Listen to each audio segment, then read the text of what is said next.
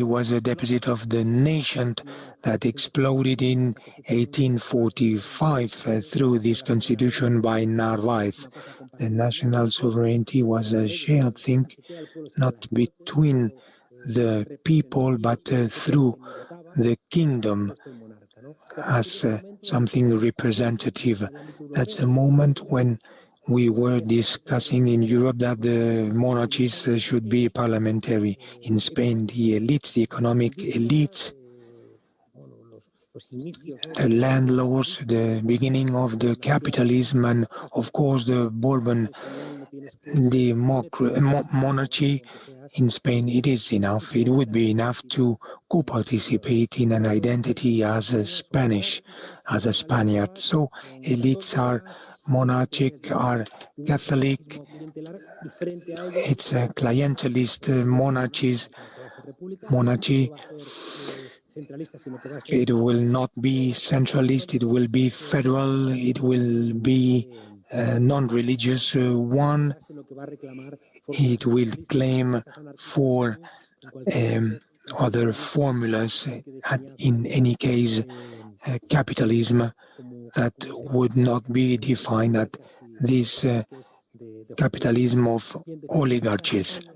From Joaquin Costa, the Spain of let them invent, let the others invent, in a moment in which Spain is becoming peripheral, in a context in which the fight between China and the United States is turning Europe into a stone guest. So Spain is just a guest within the European frame. So just a witness during Star Wars by Reagan against Russia. It was the control of information, some elements of technology. One of the main sources of economy, besides the money, is the data.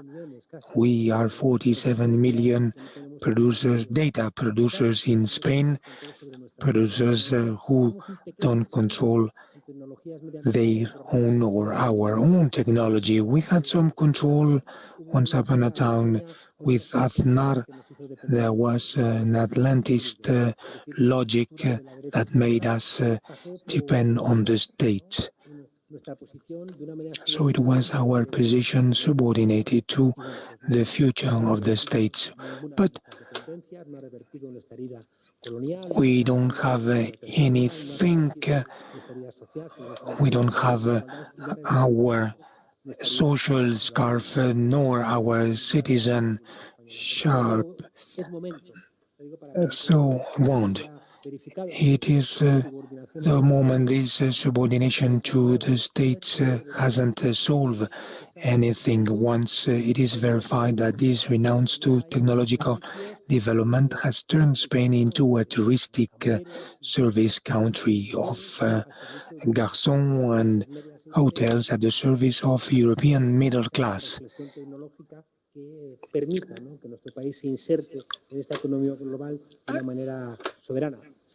We should be more sovereign without forgetting the inherent dangers to this lack of technology capacity, which is expressed very evidently with the fall of Google, and when you don't have the capacity to develop even defense questions. At the same time, the possibility that companies such as Telefónica, Movistar are subordinated to the American logics, while they do not have the capacity to dialogue with Chinese companies. Well, let me end up here. Just let me tell you that within this new phase of the Institute linked to Podemos, we wanted to start with this technology reflection. We don't look at the mirror. We thought it was radically necessary to debate over technology sovereignty. I want to thank Aitor, Jiménez and Ekaitz, who are with me for the survey that you undertook and that we bring to these journeys through the Institute 25M, as one of the first products that we are going to put in, as well as international training courses. We are going to recover this internationalism through training, also with Southern America, Portugal, France, through a seminar, an international seminar. We are going to develop this specialization with the possibility that political representatives are more represented through social networks. We are going to repeat this surveys about the social and labor situation in Spain, which were a bit lost due to crises. We are going to think about what happens with these democratic values. We are going to see what happens with political parties in the 21st century. We want to analyze what happens with work, the role of this essential subject which has emerged in the 21st century. So we are going to see what happens. The simple fact of starting this first activity within the Institute through these technological reflections is a proof of our commitment to the future. Aitor Jiménez, to whom I will give the floor as a coordinator of this seminar for this independent look. Thank you very much. Aitor, you have the floor. Thank you very much, Juan Carlos. Thank you for having contextualized all this. I will try to develop the conducting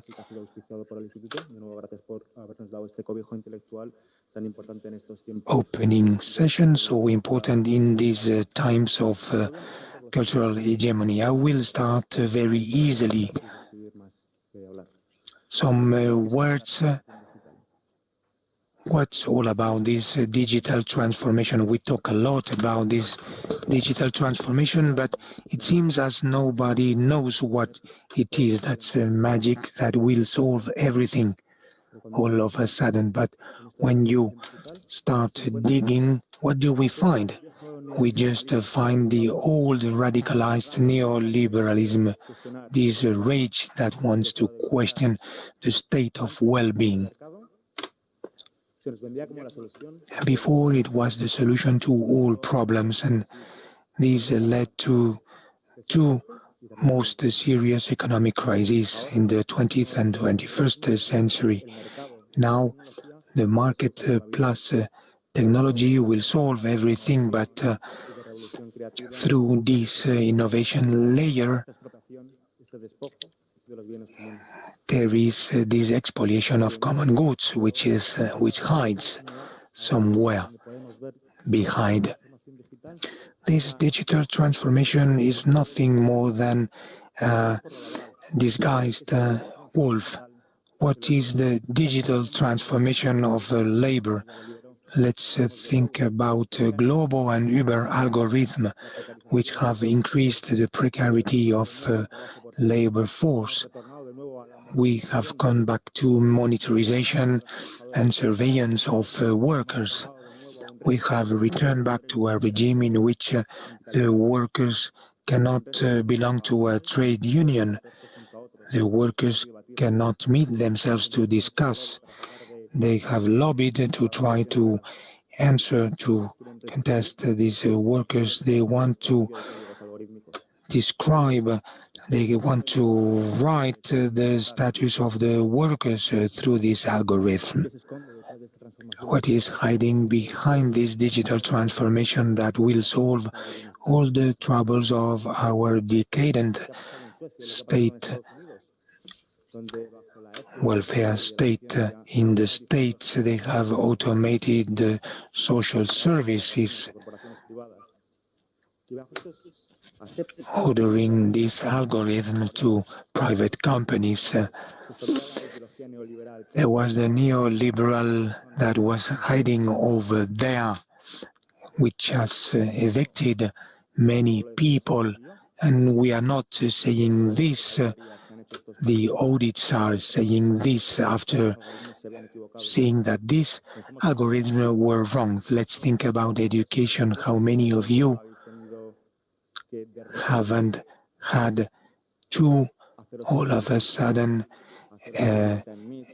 sign in Gmail or Meet, entering into these digital platforms? How many of you are not depending on digital corporations to receive education? Some corporations to which you can't refuse to provide your data. Your data, the data of your children, and the state can't say anything. The state doesn't have a word in that. Let's think about public affairs. And it is important. Let's talk about Facebook. Which is governing? Is it the state? Is it the society? Are they the social collectivities? A huge part of the public sphere is governed by just a company in a monopolistic shape. That's Facebook and Instagram. Let's think about art. How many of you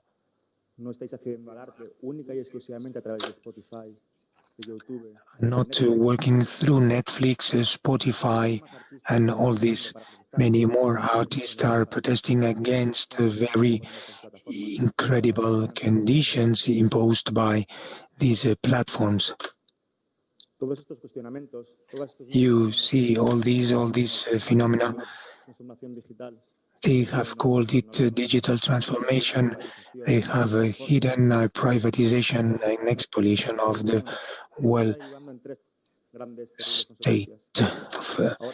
welfare state. We depend on technology. We deeply depend on technology. Why? Because none of these platforms, none of these huge corporations are here. They are very far from here. We have no control over them, on our art, our education, our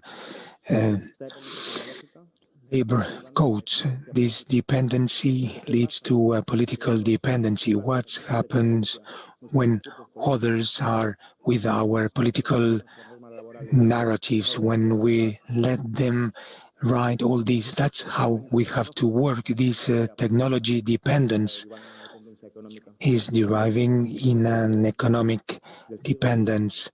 Production means in the 21st century are in hands of these companies from which we depend socially and technologically. This is leading to a loss of sovereignty. That's why we say that technological sovereignty is one more aspect of this.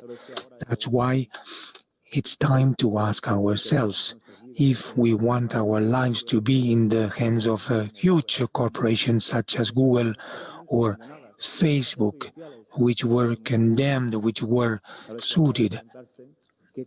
It's time to ask ourselves what kind of digital transformation we do want. Do you want to put in the middle the corporations, or do we want a digital transformation that put people in the middle? Thank you for taking the floor. We do apologize for technical inconveniences you might have found. I will be more poetic and I will tell you about the objective. Afterwards, we will have Evgeny Morozov about the alternatives to digital capitalism. The main idea was to say that technology is not an abstract thing. This daydream, and it is subject to these geopolitical dynamics. We wanted to focus debate, we wanted to focus discussion, as well as narrative around the two main ideas: the analysis of capitalism, the digital capitalism in an empiric way, and how it affects Spain, and which are the limits and alternatives. That's why the first question is geopolitical. The development of digital economy is marked by the States and China. They have developed two different economies, though Both of them integrated the global neoliberal capitalism. The state did this through privatization since the 80s and even before. They gave all the load of technological development to some concrete industries, and it has been featured by opening the foreign markets, not with weapons or tanks, but through commercial agreements, which are the regulations that the states are destroying in these countries. That's what explains its hegemony. And also China with its state capitalism, but through the control of capitals.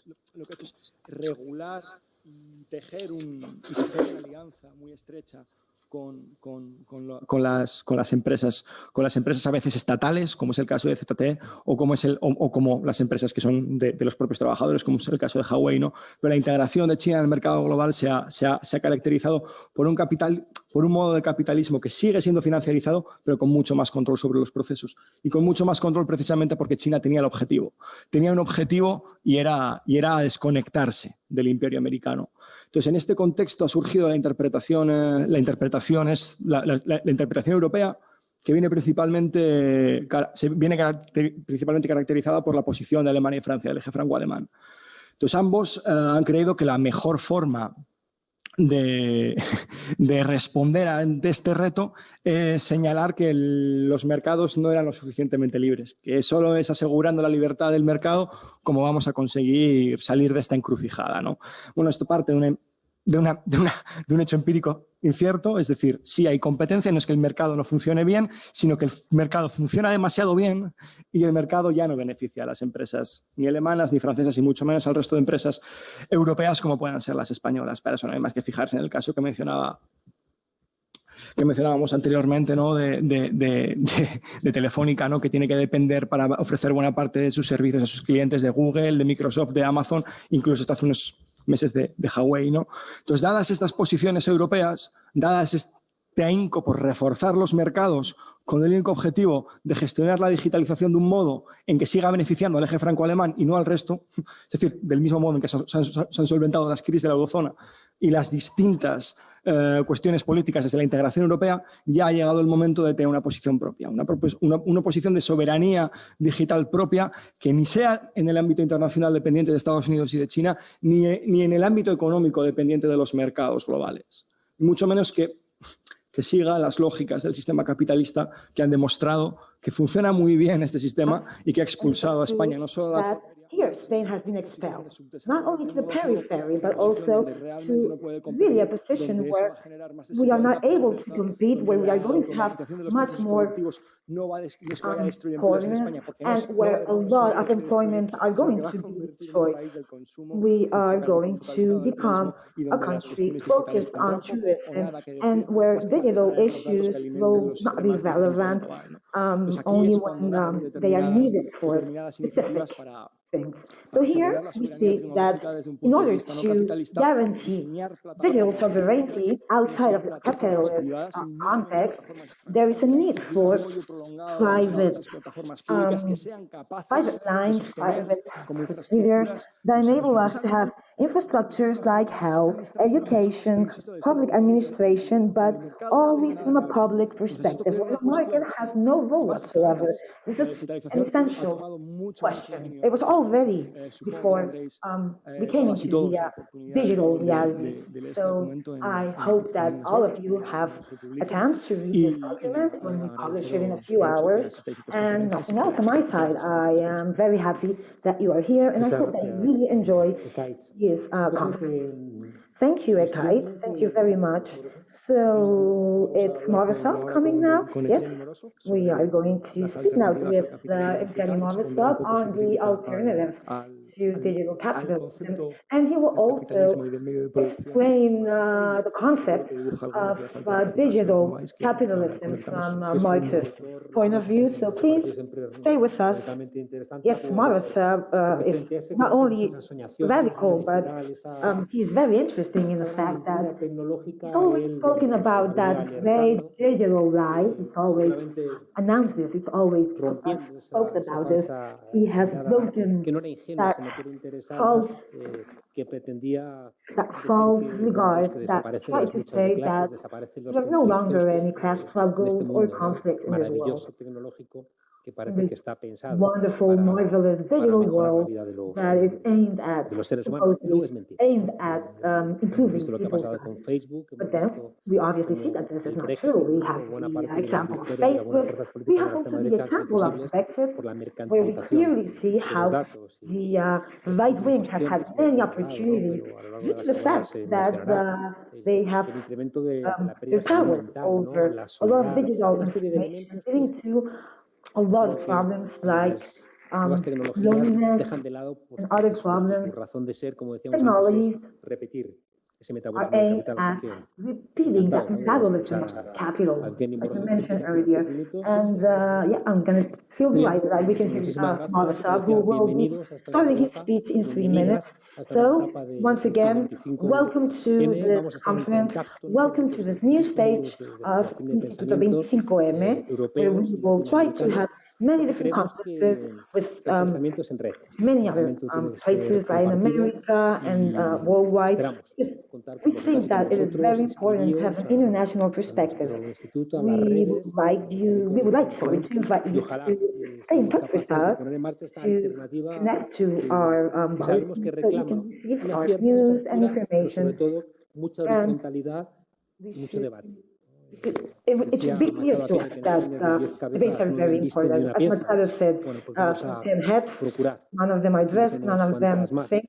Well, it's good to have some minds to be able to think. At this time where it seems that the right wing and also the far right wing are making a lot of noise, so that it seems that all of us are the same and that there are no longer digital problems, because we win over the government, but it is them who have the power.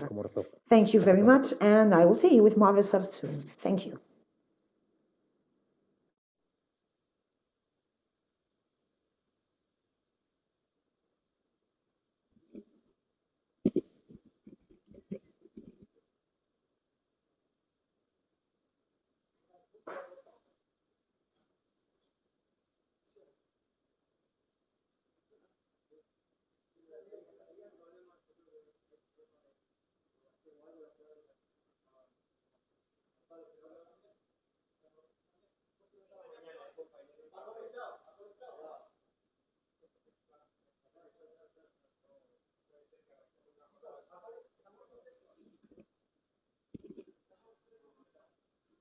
No está conectado.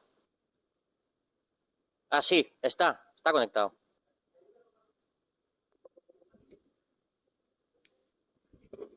Estamos...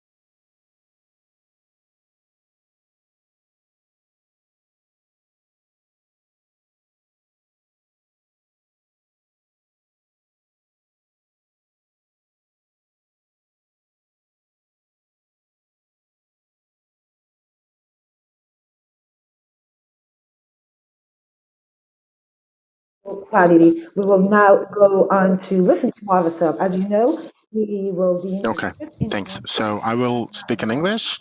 Thank you so much for this introduction, Ekaitz. I hope I will not disappoint. What? Should I? Is everything fine? Because I just heard some noises in my... Okay, I just continue as I was supposed to. Essentially, you have to be patient with my line of argument because, as Ekaitz has mentioned, I've been working now for many years on a book, and it looks like I'm in the final stages of it. So the book should come out or be finished at least relatively soon, but not, of course, all of those ideas can be communicated to you. Wait a second. Okay, sorry. So nobody can hear me?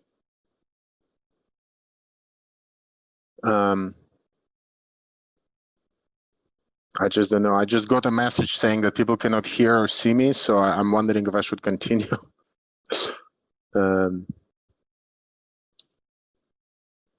But it's not a problem on my end though, no? Because I can see myself on Zoom.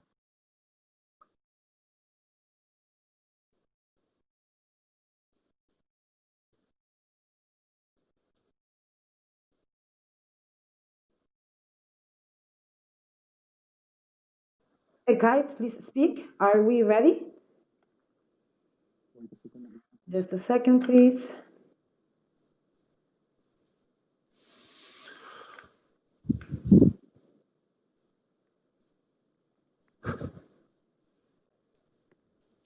Please continue.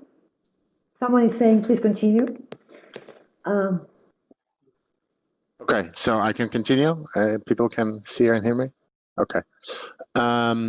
Good. So let me not sort of beat around the bushes then. So I will just try to go into the heart of the issue. But again, I warned you that a lot of those thoughts, I'm still refining them and they will eventually appear probably in a somewhat different form.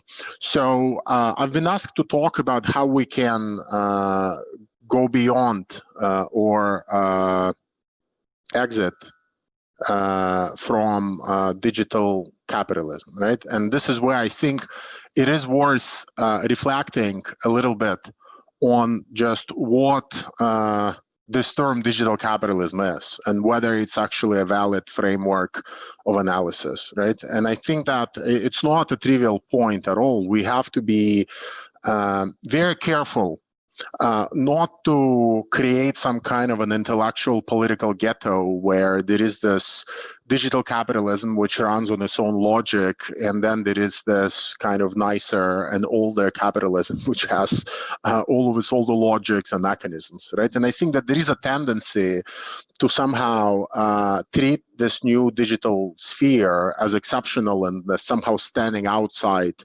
of the logic of capital, of the logic of finance, and of the logic of essentially broader economic developments of the last 50 years, right? And I think it's extremely unhealthy. So what we need to be doing instead is finding ways to reinscribe this digital capitalism back into some kind of a narrative, historical narrative, cultural and political narrative about capitalism as such, right? I don't think that is a particularly deep or important point, but I think it's fundamental that we contest, for example, this idea that there is always something structurally different about digitization, which somehow opens a new age, right? I think this is a very unhelpful way to think about it because it tends to essentially convert many of the rather contingent features of our current digital society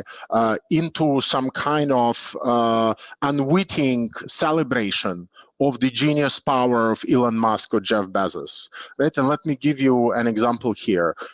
If you look at the rise of companies like Uber and Airbnb, Right, it's obvious that you can tell two stories about the way in which they managed to undercut traditional providers of services like transportation. So we can stick to Uber, for example, right? It's obvious that the story that Uber would like to tell about itself is a story about digital capitalism being so much more efficient and slicker and essentially kind of more sustainable, perhaps even when it comes to emissions, than the old capitalism, right? And this is where they will spin these narratives about digitization being the key that opens all doors. And Uber and the likes of them are just in the kind of avant-garde of these trends, and they're just riding this wave of digitization. Right? So this is one story, and I think that by accepting this narrative of digital capitalism, we are essentially, in one way or another, we are contributing to this reification, if you will, of digital capitalism as a standalone kind of separate track phenomenon.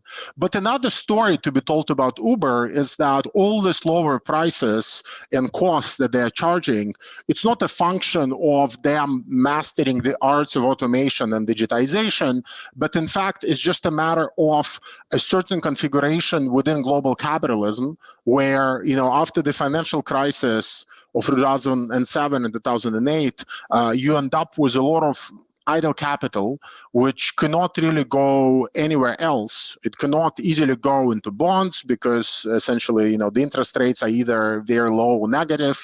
It cannot easily go into the productive activity because they themselves are having a lot of trouble and uncertainty. So that capital finds its way into the likes of Uber, into the likes of Airbnb and all of those platforms, and for various reasons that have to do with the need to maintain valuations of these firms artificially high, billions and billions of dollars are burned, every year to essentially subsidize the rides of passengers in Uber cars, right? So here, a story that emerges about this so-called digital capitalism is a very different one, right? It's a story intricately linked to the crisis of capitalism in 2007. It's intricately linked to, the normal dynamics of capital seeking the most profitable outlets and needing to essentially sustain artificially inflated valuations.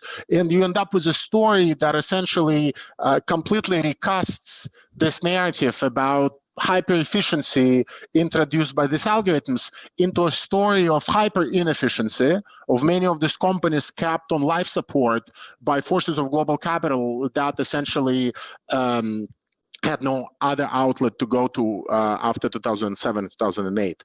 Occasionally, we get glimpses of this narrative. When you have spectacular collapses, like the collapse of WeWork, for example, right, which is still there, but it's barely the company that was celebrated by venture capitalists and sovereign wealth funds and the international media, right, where its valuation was skyrocketing high and its profits were actually non-existent, right? So I'm just saying we have to be very careful with not making it easier for the capitalist firms to get away with the narrative that they would like to spin.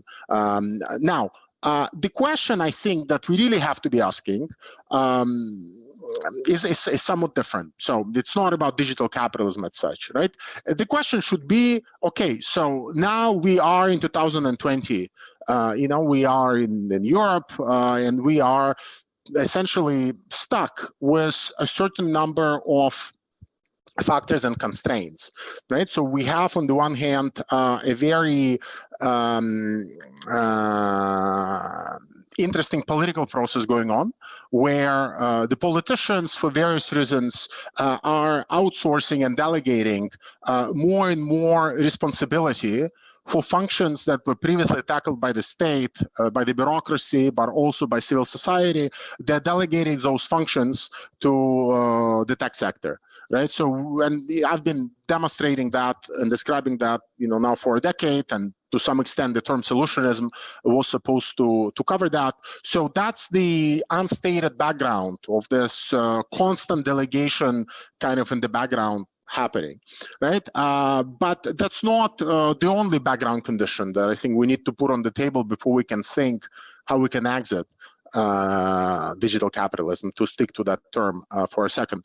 I think the other important condition that we need to put on the table is the fact that the left as such, doesn't really have a vision of what a non-capitalist future would be like and what kind of non-capitalist future it wants, right? And until we manage to articulate what that future should be like and in what way it should be different from the previous futures wanted and to some extent built by the left in the Soviet Union or somewhere else, we would not come to any positive vision of what role technology could play in that process. And that would not give us any normative orientation as to how today's technological environment differs from the one that we really need for that political project, right? And this is why I think that the low-hanging fruit, right, and which is so tempting for us to go and start picking, it has to do with the agenda that is purely defensive and to some extent regulatory, right? And this is what's happening in Europe at the moment. Since the left doesn't really have a plan, not just for technology, but for the future in general. And I'll be happy to defend that provocation as much as I need to. They basically get on the bandwagon of regulation and of trying to, in one way or another, tie the hands of the big tech, right? Or make them pay taxes, or make them comply with GDPR, or make them comply with the right to be forgotten, and so forth, right? Or we find a way to kind of tie them and tether them to the objectives and imperatives of the Green New Deal, right? And I think that in as much as this is kind of a reasonable project, there is no need to worry about signing up to some of those declarations. It's just that this is not really, as far as I see, a project of the left, right? To some extent, you can say that it's a consequence of certain social democratic responses or reflexes, if you will, that are still present in our body politic, but it does not adapt to any meaningful political project, right? But again, it doesn't adapt to a meaningful political project with regards to technology, because the same project with regards to politics at a much higher level is missing, right? And this is why I think the left faces a number of choices and options, and it's around those options that much of our political debate should evolve, right? So if you look at some of the kind of initial impulses to transcend this relatively conservative agenda of just making sure that big tech kind of knows its place, right? If you want to put it that way, and that maybe in Europe, we develop our own capacity that will mirror the American one, but will perhaps respect European rights and regulations in a much more forceful manner. So what is the most immediate way to kind of transcend that? Right, and you can possibly argue that a lot of people on the more radical strands of the left, they thought that perhaps the world of big data and the world of sensors and algorithms and infrastructures that would allow us in one way or another to kind of recover and rediscover planning, right, as an alternative paradigm through which we would be able to contest the victory of neoliberalism. Right, and I think that quite a lot of stuff has been written in the past few decades, even before we started talking about big data, but especially in the last decade or so when big data became a very important public term. A lot has been written about sort of ways in which planning of the new type. So we will not be kind of reinventing the Soviet experience, but we would be building something else entirely, maybe transcending some numerical or purely numerical forms of planning and moving to something else. So, there's been a lot of debate on how that can inform a new project of the left, right? I personally, having thought about it for a while, I have some doubts about the viability of that as a political project, not a technological project, right? So I think technically we can debate to what extent you can now have a planned society built easier, if you will, with so much data at your disposal. Right? And you, of course, do softer forms of planning. You can do simulations, you can do kind of analysis, scenarios. I mean, you can do all sorts of things which would not necessarily add up to full-blown planning, but would nonetheless help to make decisions that are not entirely shaped by the market, right? So you don't need to default to full-blown planning, if you will, to take advantage of this non-market affordances, if you will, of big data. But that, to me, still doesn't sound like a very exciting political project, in part because I think it doesn't really solve many of the problems and many of the original challenges that earlier communist experiences, particularly those, you know, in Eastern Europe and Soviet Union, and to some extent, of course, China, ran into, and they have to do, of course, with the concentration, immense concentration of power within a certain technocratic bloc of the state, and the inability then to essentially involve citizens in a meaningful way in decision-making that pertains to economic decisions, right? So in that sense, I think deep inside the Marxist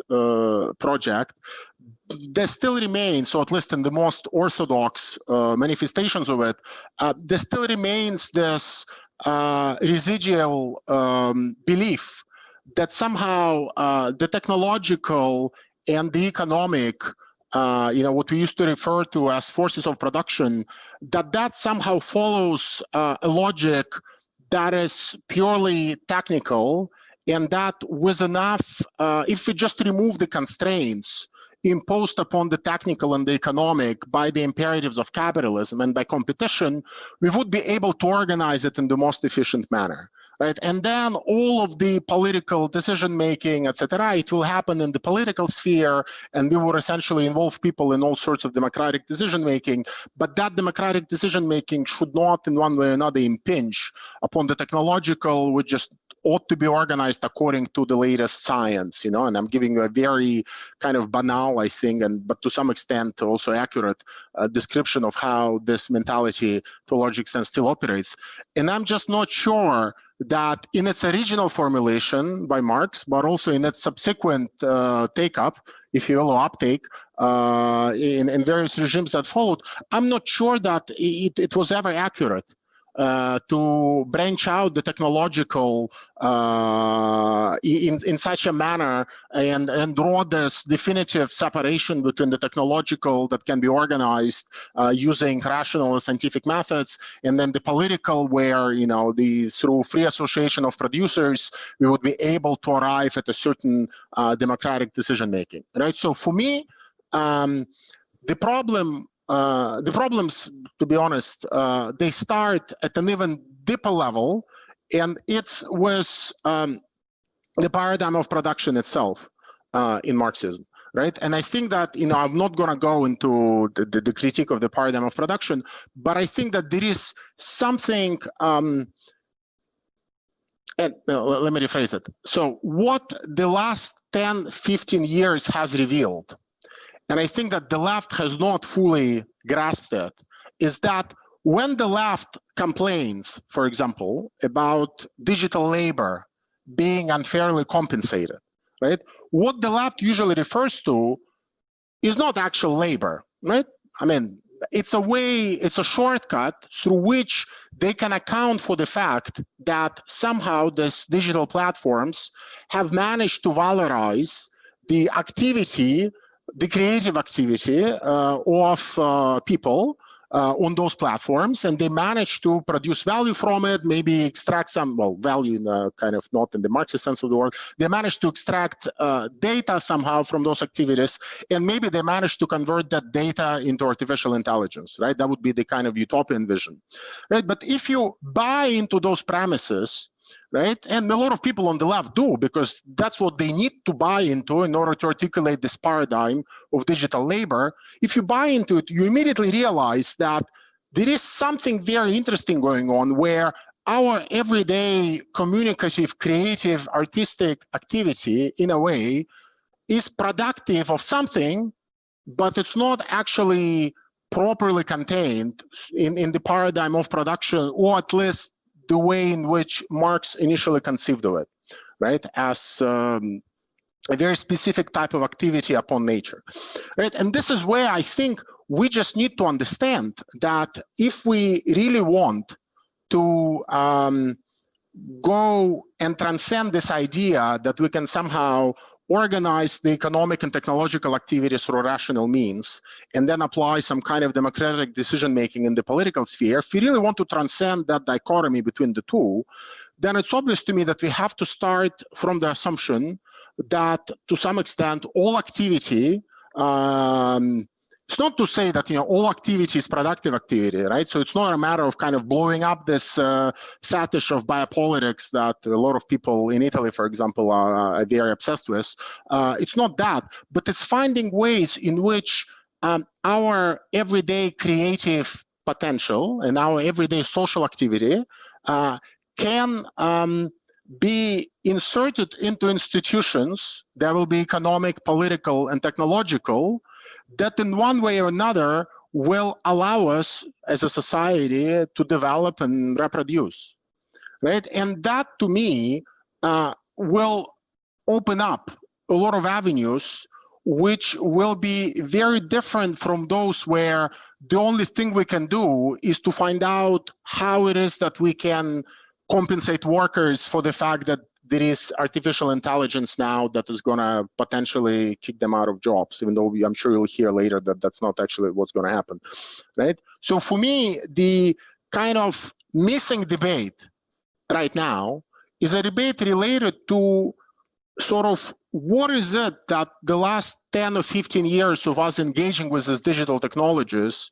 have revealed about flaws and faults in our underlying analytical frameworks, right? And here I think it's almost imperative that we get a different analytical grip on what it is that we want technologies to do, right? And it also means, to be honest, and here I don't really have time to go into a lot of detail about it, but it also means that we will need to produce an entirely different philosophy of history if we are really serious about Marxism being something other than just some kind of a body of that theory which manages to analyze reality using the concepts that are left over, by Lukács or whoever, but that actually doesn't tell you anything about history itself, right? Because that was the most radical part of the original Marxist project, right? The most original part there was its predictive nature, right? Was the idea that essentially as modes of production develop, certain conflicts arise, certain inconsistencies arise, certain classes arise, and then the interplay between those three leads to certain other problems, right? And in the ideal case, through class struggle, it leads to new modes of production, etc., right? So that was the most radical part of the Marxist project. And if you were to poll people today who claim to be Marxists, to what extent they actually believe in those premises and assumptions, I'm not sure how many of them would actually agree that that's what's going to happen, right? And if you don't really believe in it, then I think you're just operating with a kind of, as I said, with that theoretical apparatus, which can produce magnificent essays, but its value as a political program is minimal. In that sense, I think we don't have to think what could potentially replace the mode of production as a theoretical paradigm and whether anything should replace it at all, right? And this is where, I don't know how much time I have for that, but anyway, I'll kind of hint at where I think we should be heading.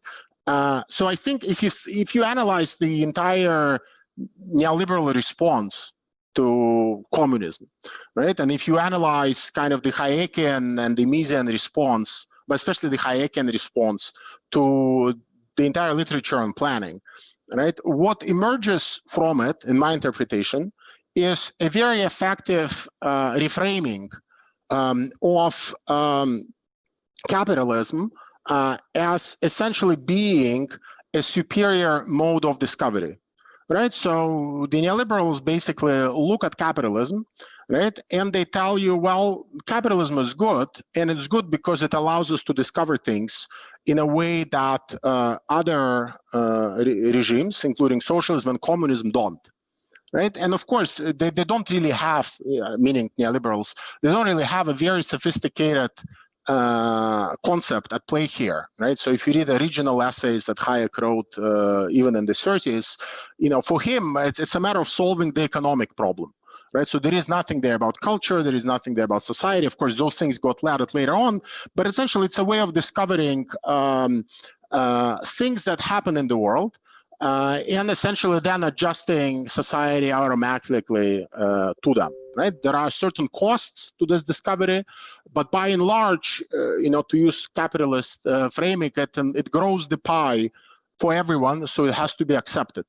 You know, and I think that if people on the left were really smart, what we should have done was to essentially say, okay, so let's assume we do buy this framing of capitalism as a mode of discovery, which is better than all the other modes, and then to essentially try to scrutinize it and see whether the discoveries it promotes are actually as good as their proponents claim, but also to analyze to what extent those discoveries and the kind of institutions and structures that promote them are actually enough for us to survive some of the greatest challenges that are facing us, including that of the climate catastrophe, right? And if you were to frame the question that way, and if you were to systematically analyze the sorts of discovery that capitalism promotes, and the sorts of discovery that capitalism either underdevelops or suppresses, you will end up with a relatively critical view of capitalism, right? And you know, we can easily see that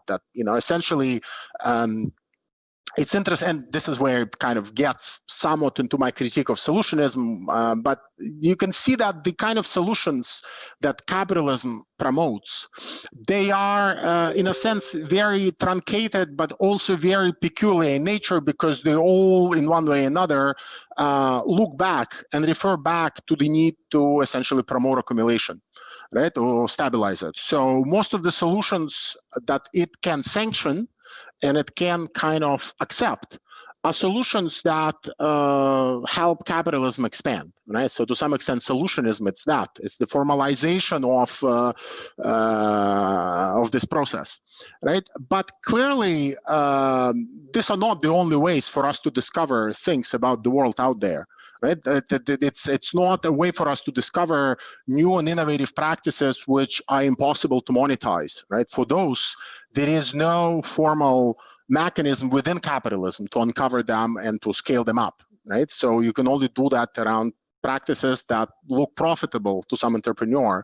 But if I discover something that doesn't look profitable to me and doesn't look profitable to anyone else, but it's nonetheless socially useful, that will probably remain underdeveloped and will disappear into the void of history, right? And this is how capitalism works, you know? So you can develop all sorts of ways of mutual social association. You can develop ways in which people relate to each other differently. You can invent all sorts of institutions which do things differently because they suspend, for example, certain rules and regulations relating to property rights, right? And we have plenty of such institutions in history, you know, libraries, universities, post offices, whatever, right? All of them do certain things which don't neatly fit into the need for capitalism to keep on accumulating, and gradually they wither away, right? So if we were to reinvent something like the library today, we would probably end up with Amazon charging you for, you know, every single word that you read on the books that you borrow,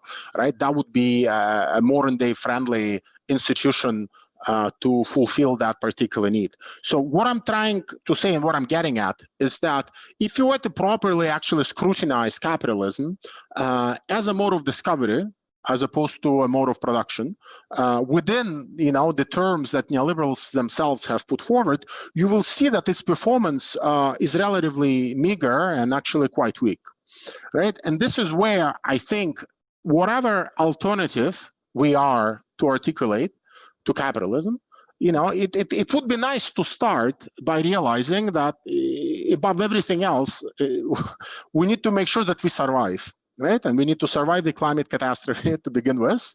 So whatever alternative mode of discovery, if we really want to stick to that paradigm, would emerge, it has to be able to uncover and institutionalize the kinds of practices and institutions and solutions that would help us at least to grasp just how badly we are hit and how we can get out of that mess, right? That would be a nice kind of very basic prerequisite to a counter paradigm, right? But then I think we have to basically think a little bit in other dimensions, right? So how is it that we can institutionalize discovery of not just new facts about the world, right, but also new practices, new structures, new institutions that can then be infinitely revisable, right? Because ultimately, true democracy would mean that. It would mean removing structural impediments from the revision of existing institutions so they don't get naturalized, right? And then on top of that, of course, we need to find a way that this process of perpetual discovery, if you will, and perpetual revision, in one way or another is generative of what in the old framework we would call value. Right, so it's obvious to me that there has to be some mechanism through which our creative, everyday social activity, it's not just wasted and thrown away, and it's not just in a few of its bits and pieces monetized by this solutionist paradigm of Silicon Valley.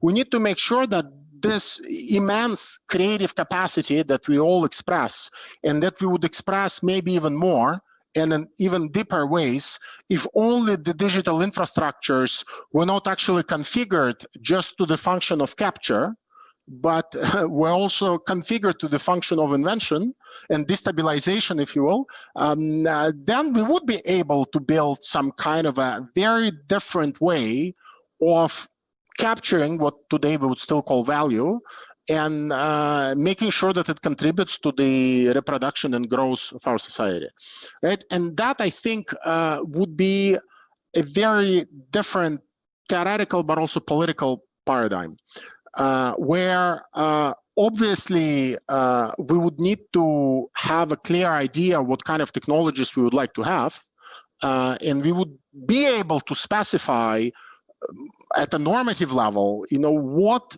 the right criteria with regards to the ownership, with regards to the plasticity, with regards to the reversibility would be, right? Because to me, it's obvious that technology, it's very banal, and a lot of people say that technologies have politics, and and that this particular artifact might be contributing to racism, etc. All of that is kind of true, banal, and because of science and technology studies, well accepted.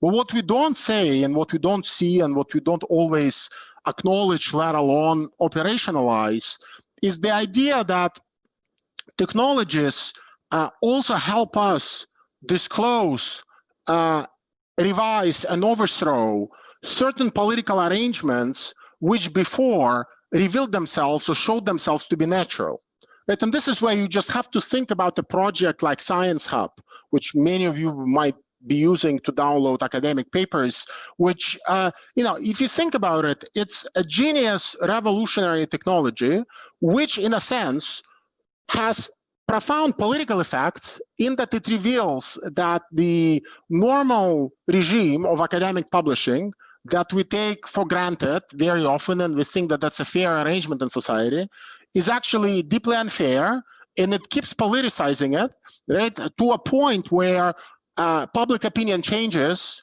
and the old paradigm is overthrown and a new paradigm emerges in its place, right? So if you were really to think about a radical kind of form of society, where things will work differently, the normative question we should be posing with regards to our technological infrastructures is, what is it that needs to change in their ownership, design, ease with which we can revise and rebuild them, so that there are more projects like Science Hub, so that we move from this radically, not radically, but relatively instrumental technologies to technologies that dissolve power and that reveal that certain laws and other technologies that we take to be completely normal are actually just congealed and frozen social conflict, right? But the ease with which such technologies appear, it's clearly not random. That there are certain factors and there are certain elements in our infrastructure and in our technology policy that make some of them more likely to appear and survive than others, right? And it's through those projects then that we acquire an extra political lever through which a different kind of society can be brought into existence, right? And I use the examples of Science Hub, but you could have easily used the examples of WikiLeaks, for example, right? Where, again, we can argue, and of course, we can see that in the current world, the radicality of WikiLeaks to some extent was a function of them enjoying some protection from a nation state, as opposed to certain parts, of technological infrastructure being more amenable or less amenable to the radical agenda. But nonetheless, I think we need to problematize that agenda, right? And what I've proposed, and I know that I'm running out of time, but what I have proposed, maybe in a very meandering and somewhat confusing manner, was to link, right, this set of new normative criteria for deciding and designing, right, this alternative infrastructures to a radically different political project. Because I think that if we don't fill in that space of the political with something exciting and something that actually lives up to the theoretical challenges opened through last 100 years, we'll just end up with a very unappealing agenda that seeks to mobilize technology for a project that itself is quite moribund, if not dead. Well, it's the same thing, right? And this is something to avoid. So I'm just, in closing, I would just like to encourage everyone to maybe, rather than jumping on these questions of how a different technology policy can be articulated and how Europe could react differently to the US or to China, to think a little bit harder about what is the actual content of this project of the left. It's of course very easy to go for this natural reflexes and say, our job is to protect workers and the working class. So, that's our project. Right, but in itself, to me, that doesn't sound like a project. That sounds like an algorithm inherited from, years of struggles, which I have nothing against, but it doesn't necessarily translate into a political project, right? So again, I apologize if some of this was too theoretical or abstract, but I hope that I have at least indicated that, if we really want to get out of digital capitalism, we need to understand what digital non-capitalism is, right? And so far, unfortunately, I don't really see a strong understanding anywhere what it is. And, reflecting upon some of the debates and about both digital socialism or digital communism, I don't really see the sort of radical theoretical breakthroughs that we really need in order to give substance to those terms, beyond just trying to reimagine, what these old ideas would look like if you were to throw in some platforms or smart cities or algorithms on top, right? It's not a matter of prettifying and modernizing those projects. It's a matter of actually filling them in with content, which they currently do not have. And it might sound provocative, but I'm quite convinced that by and large, other than a defensive agenda of defending rights and the welfare state, the left at this point doesn't really have a project, right? So sorry to leave you on such a depressing but hopefully realistic note. But I think that whatever technological project would emerge has to take note of that void and try to fill it in before giving some kind of a definitive blueprint of what an alternative set of technologies should look like. So, thank you.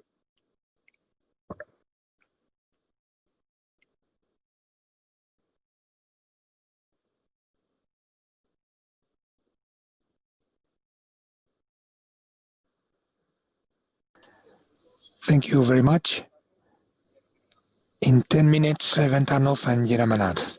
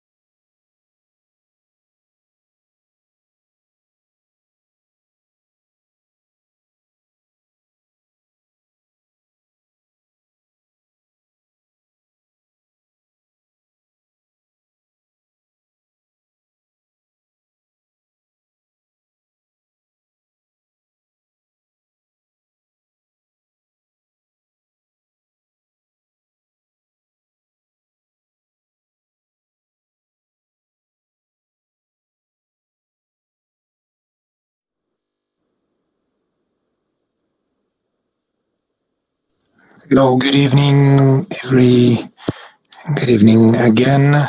Benanav, a North American who has studied about the movement of workers in technological companies.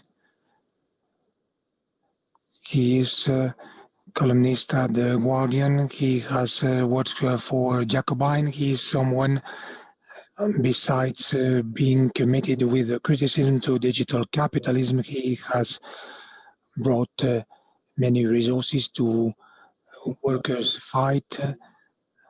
We are lucky to have him. It will be delightful to learn from him.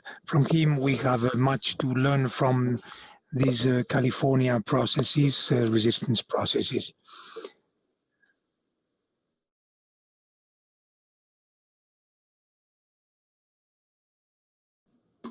So the theme, I think, of this portion of the conference is resistance and the future of work. And I'll be talking briefly about a particular kind of work, tech work, the work that creates and sustains the digital infrastructures that mediate an increasing portion of our lives. And over the past few years here in the United States, a really unprecedented wave of rank and file mobilization has taken place in the US tech industry among all different levels and layers of the industry. I myself am a tech worker. I'm also a writer and an editor of Logic magazine. And as I've participated in a small way in these mobilizations, I've also been trying to document them and to think about how they fit together, what their mechanics are, and what they mean politically. So I wrote a long piece, which was published by Logic magazine earlier this year, which is a kind of culmination of my attempt to think through this emerging tech worker movement from the inside as a participant and observer. And in the piece, I wanted to do two main things. The first is to try to tell a story, just record what has the story been of the tech worker movement so far? Where did it come from? What are its principal phases and inflection points? What are its major themes and dynamics? There's been a lot of good journalism on these mobilizations in the US, but it tends to treat individual actions in isolation. And it's hard to find kind of a global picture of how does it all fit together. So that's what I kind of aspire to do. And I'll share some of that. Hopefully it will be of interest to some of you who may not have been following the story very closely. So hopefully I'll be able to give you at least the broad strokes of what we've seen here in the US over the past few years. But the other piece that's really interesting to me is trying to analyze why this phenomenon is taking place. And there's a lot to analyze. I think there are a lot of mechanics that are quite interesting. But the one element that was most, let's say, theoretically fascinating to me, and one that I had most direct experience of, which was how did a group of full-time office workers at large tech firms like Google, who earn relatively high salaries and enjoy relatively good working conditions, certainly relative to the immiserated state of most people in US capitalism, how did this relatively privileged layer of workers come to see themselves as workers? That's a process that was not self-evident at the outset. They come to see themselves as workers, and how they discover and develop this worker identity. As this process develops, they begin to engage in collective action in their workplace. They deploy the techniques and the rhetoric of labor struggle, and they build relationships of solidarity with their working class colleagues in the tech industry. So in other words, what interested me theoretically about this story was how a process of what we could call class formation unfolded among a group of people who couldn't possibly be described as proletarians, but who were nonetheless embracing a more proletarian perspective and orientation. So in the next 20, 30 minutes, I'll try to sketch both of those pieces for you as concisely as I can. The story, what is this movement? What are its main moments? And give you a little bit of that analysis of how does this process of class formation unfold.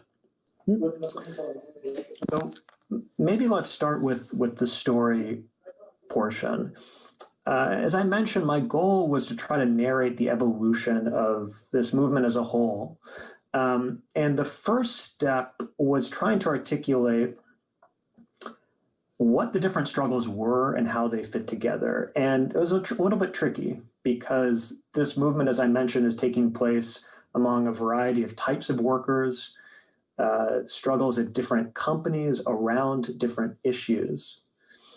So I started, just because this is how my mind works, by coming up with a couple of taxonomies that help organize some of the main aspects of the movement and hopefully help us think about it as a whole. So broadly, tech worker struggles in the United States have fallen into three categories. The first involves what might be called bread and butter issues: wages, benefits, working conditions, kind of traditional issues of labor struggle in the United States. The second centers on the demand for safe and equitable workplaces, free from sexism, racism, and other kinds of oppression. And the third kind of struggle has been motivated by concerns about social harms inflicted by particular products, contracts, or technologies. Now, alongside this taxonomy, we could put together another one, which is the types of workers who are taking part in these struggles. Again, I think broadly we see three categories. The first is the full-time office worker directly employed by a tech company. These are the folks at the top of the office hierarchy. They tend to be the best paid. They have the most labor market power.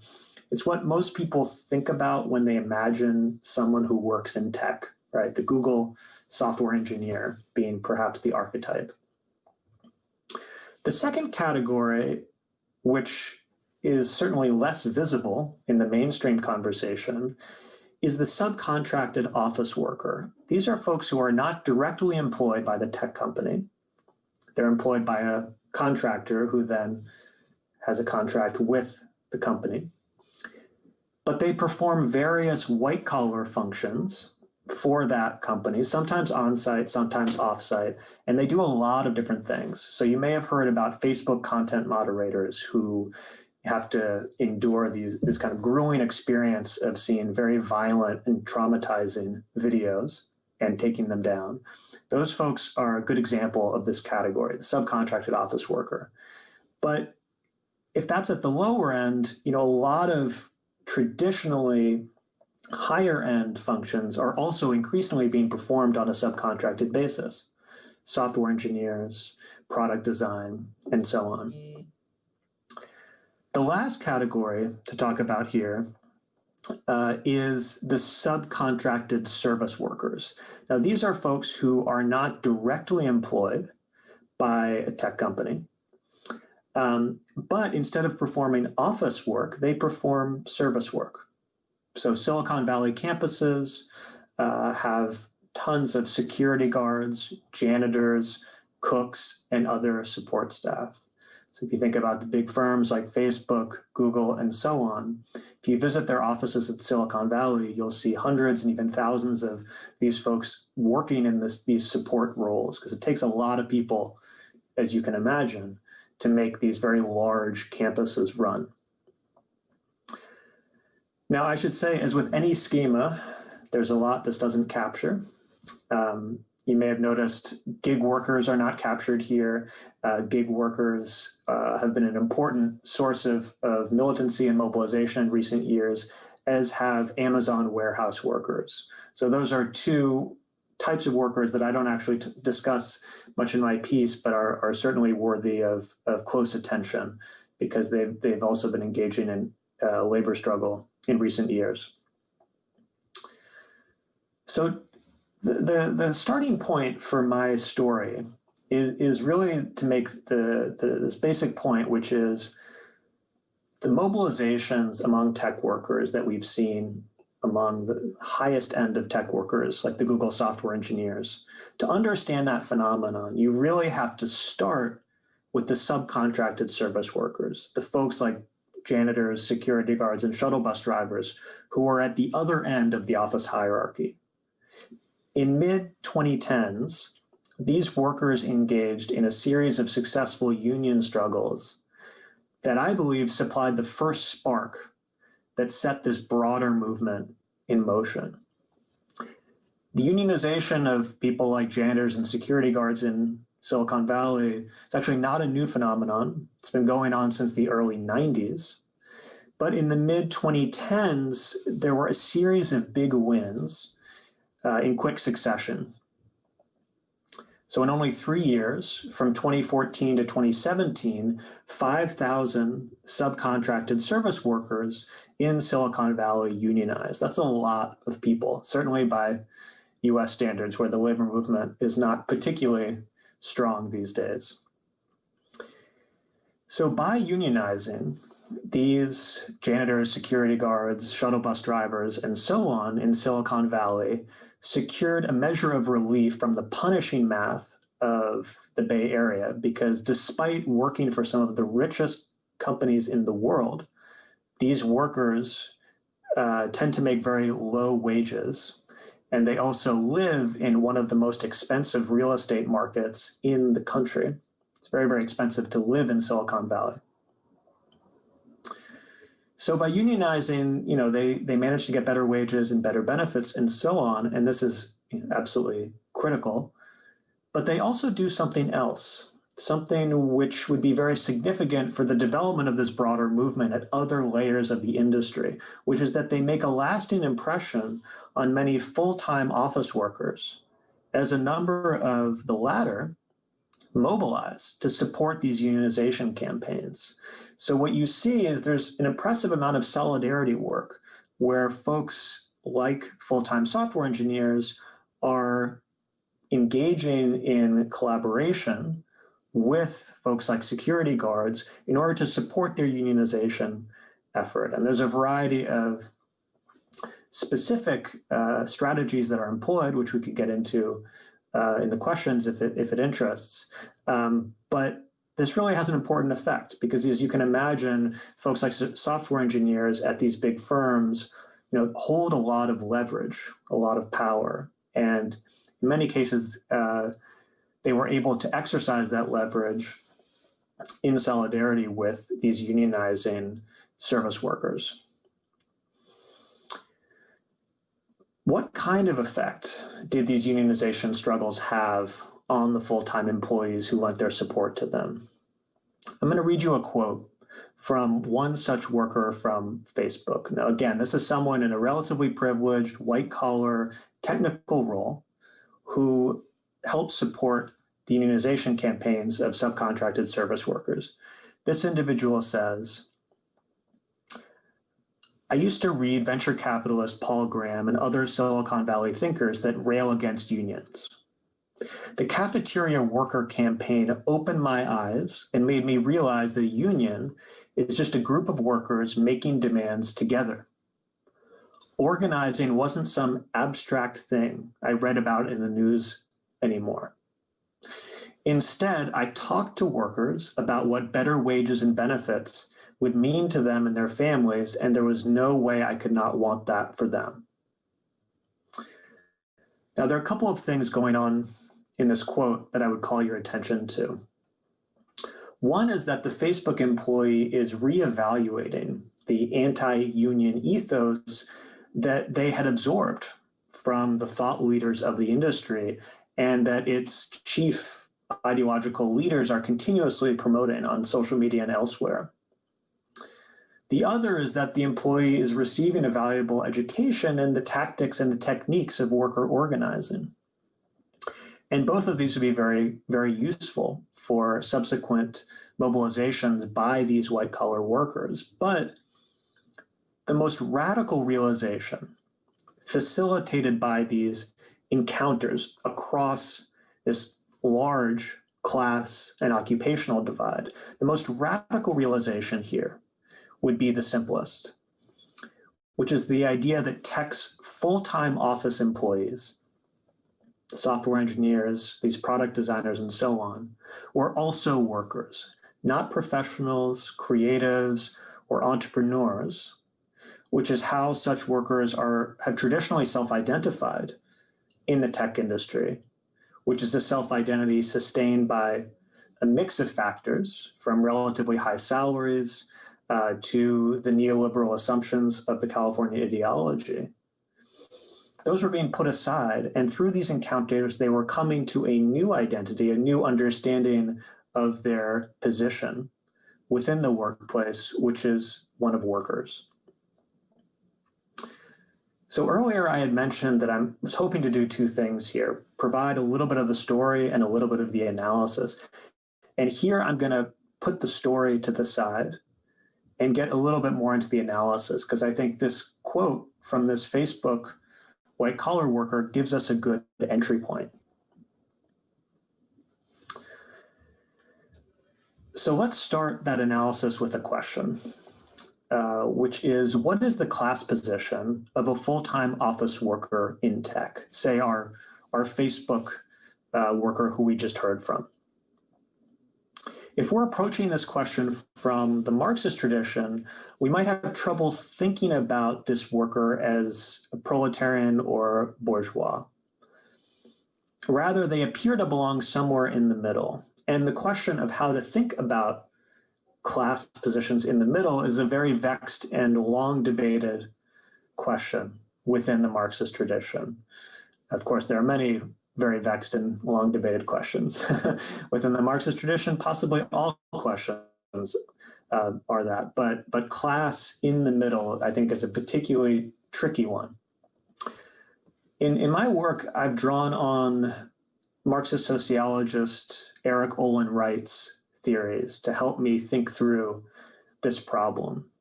And Wright famously proposed that certain class positions are neither fully proletarian nor fully bourgeois, but combine elements from both. And he called these contradictory class locations. Because those who inhabit these locations live a contradictory mix of bourgeois and proletarian elements in their class experience, they're continuously pulled in two directions. So they can focus on the bourgeois elements in their experience and identify upwards with the capitalist class, or they can focus on the ways in which they're proletarian and forge alliances downwards with the working class. The experience of full-time office workers within the tech worker movement offers, in my view, a fascinating illustration of the latter phenomenon. Through certain experiences and struggles, the proletarian elements in their contradictory class location were given greater salience. They were amplified and foregrounded.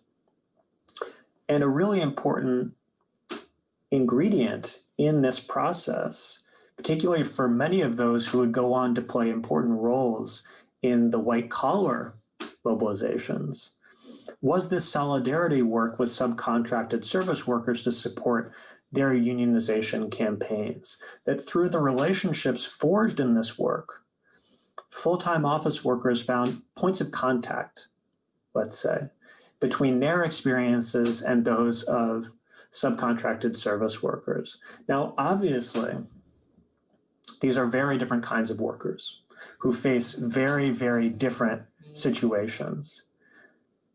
But beneath the vast and obvious differences, compensation, employment status, working conditions, and so on, there were certain parallels that emerged in their encounter.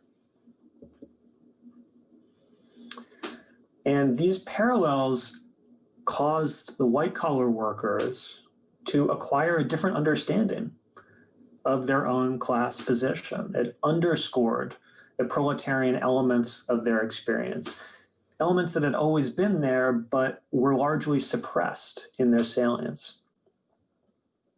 Now, what are these proletarian elements more concretely? I feel like I've been speaking at a certain level of abstraction.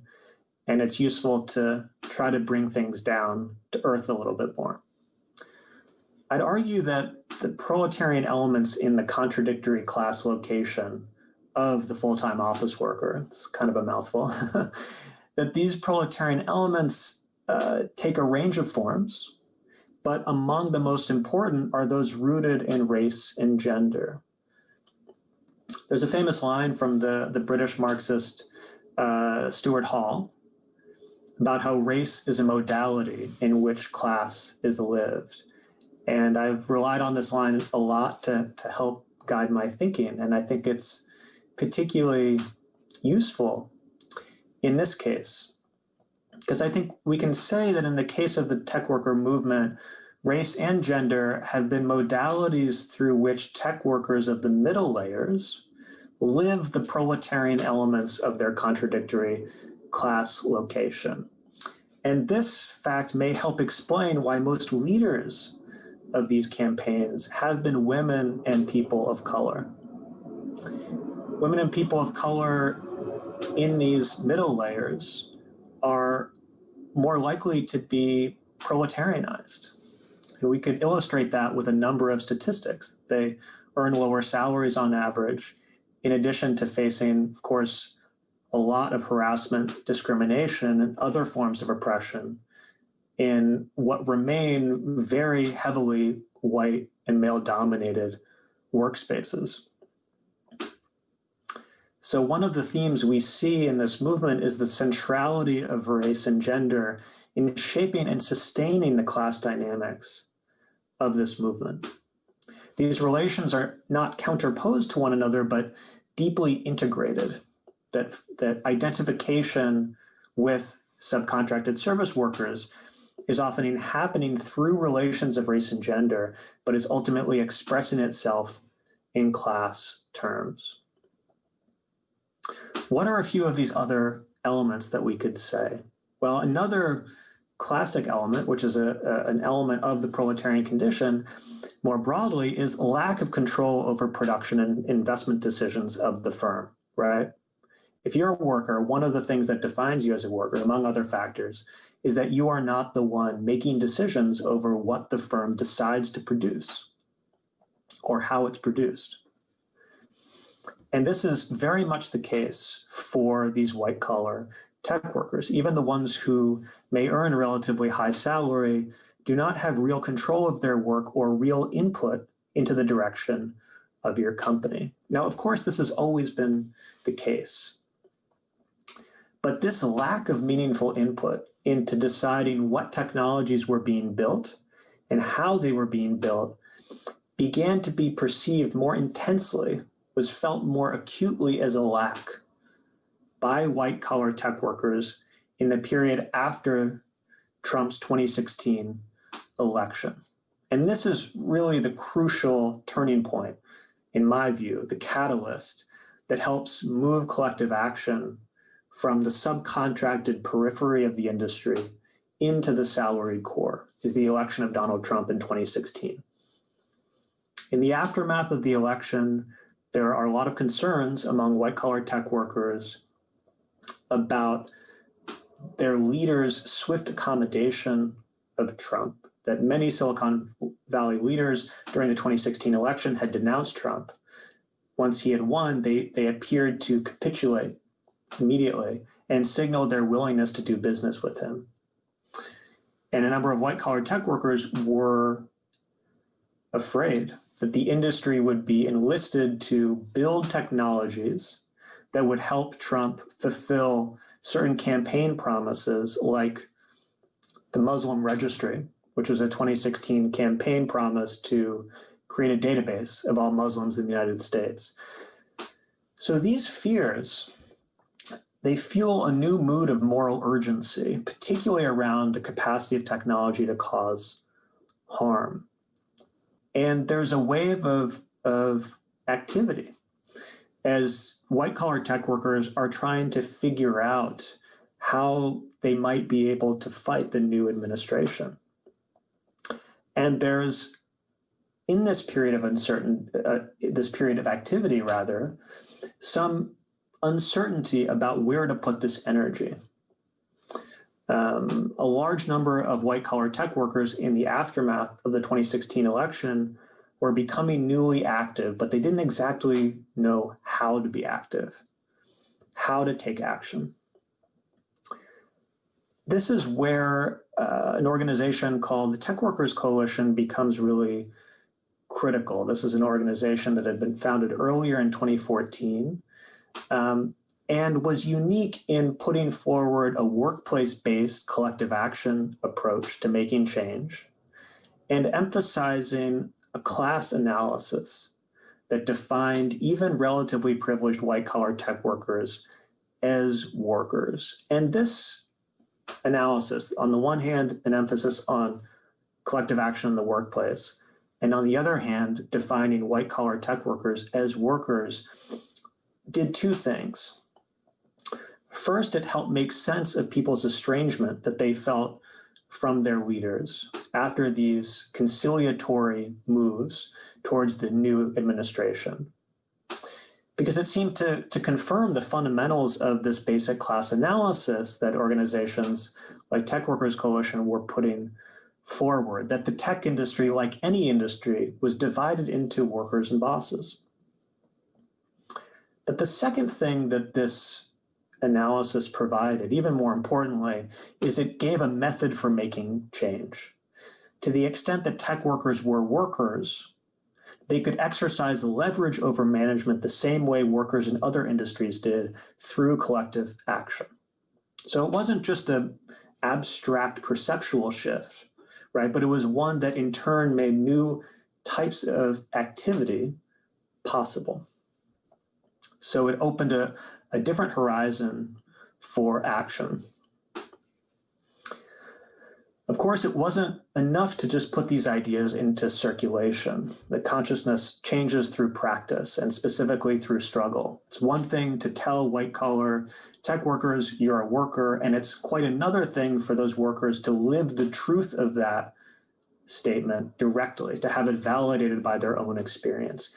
And this is what we see increasingly in the post-2016 period, in 2017 and really in 2018, is that as this new sense of moral urgency around the social harms of technology increases within the context of the Trump administration, white-collar tech workers begin trying to mitigate these harms by claiming more control over what their firms were building. And in response, as you can imagine, they meet stiff resistance from management and discover that they are in significant respects workers. So the idea of the tech worker as an identity becomes more plausible to more people as a new cycle of political struggle triggered by Trump brings, we could call, the proletarian elements of this contradictory class location into sharper focus. And one of the lessons here, among many, I think, is that collective action is not just an instrument for transforming the workplace and by extension the world, but it also transforms those who engage in it, that people and their ideas are made and remade through struggle. Now, I realize, having talked to you for 20 plus minutes about these various things, that it might be helpful to hear about a few of the mobilizations I'm talking about. And I apologize, I probably should have opened with that. I realize that many of them are well known to an American audience because they were covered quite widely in the press, but they may not be known quite as well internationally. So let me give you a few examples of the types of things that I'm talking about. And collective action among white-collar tech workers really reaches escape velocity, really finds its footing in 2018. There are a number of major important breakthroughs in 2018. One of the biggest is in the summer of 2018, Google workers succeed in shutting down Project Maven contract. Project Maven is an ongoing algorithmic warfare initiative at the Pentagon. It basically looks to leverage machine learning for various purposes, including improving drone strike targeting.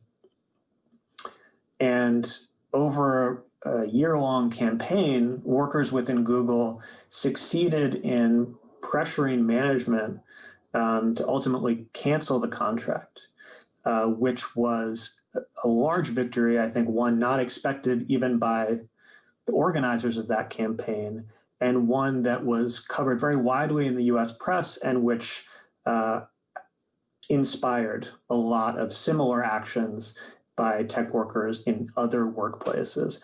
It also presented a conclusive answer to the tactical uncertainty of the post-election period. I mentioned people had all this energy, but they didn't quite have a theory of how to make change. And the victory of the campaign against Project Maven validates the strategy of workplace-based collective action and taking this class-based approach. And it inspires a wave of mobilizations elsewhere. There are a number of campaigns known under the banner of Tech Won't Build It against collaborations with ICE, because these various tech firms supply different parts of the digital infrastructure that ICE, one of our immigration services, uses to run its detention and deportation regime. In November 2018, we see the Google walkout, which if you've heard of any of these campaigns, this may be the one that you've heard of. It was absolutely massive. It featured 20,000 Google workers and offices around the world staging a walkout to protest sexism, racism, and the abuse of power. Probably the biggest, numerically speaking, action we've seen so far. 2019 and 2020 bring a number of new developments, in particular, intensifying struggles by subcontracted office workers, people like Facebook content moderators, Google data analysts. A group of Google data analysts actually managed to unionize in September 2019 in Pittsburgh. And in February 2020, full-time employees at Kickstarter vote to unionize, which is, at this point, the first full-time tech workers union in the United States. Where I'd like to end, because we're coming up on the half-hour mark, is to sketch very briefly what the picture looks like in 2020. And I think it's broadly defined by a rising tide of retaliation from management. This had started before, particularly in 2019, you saw management start to crack down, start to push known organizers out of these companies, and starting to create an environment of fear, particularly at Google and then at Amazon. I think going forward, it's unclear how effective this retaliation campaign will be and how much further it will go. And the other major factor that, of course, everyone in the world is dealing with is the pandemic. And I think there's a lot of open questions as well of how the pandemic will affect the organizing landscape.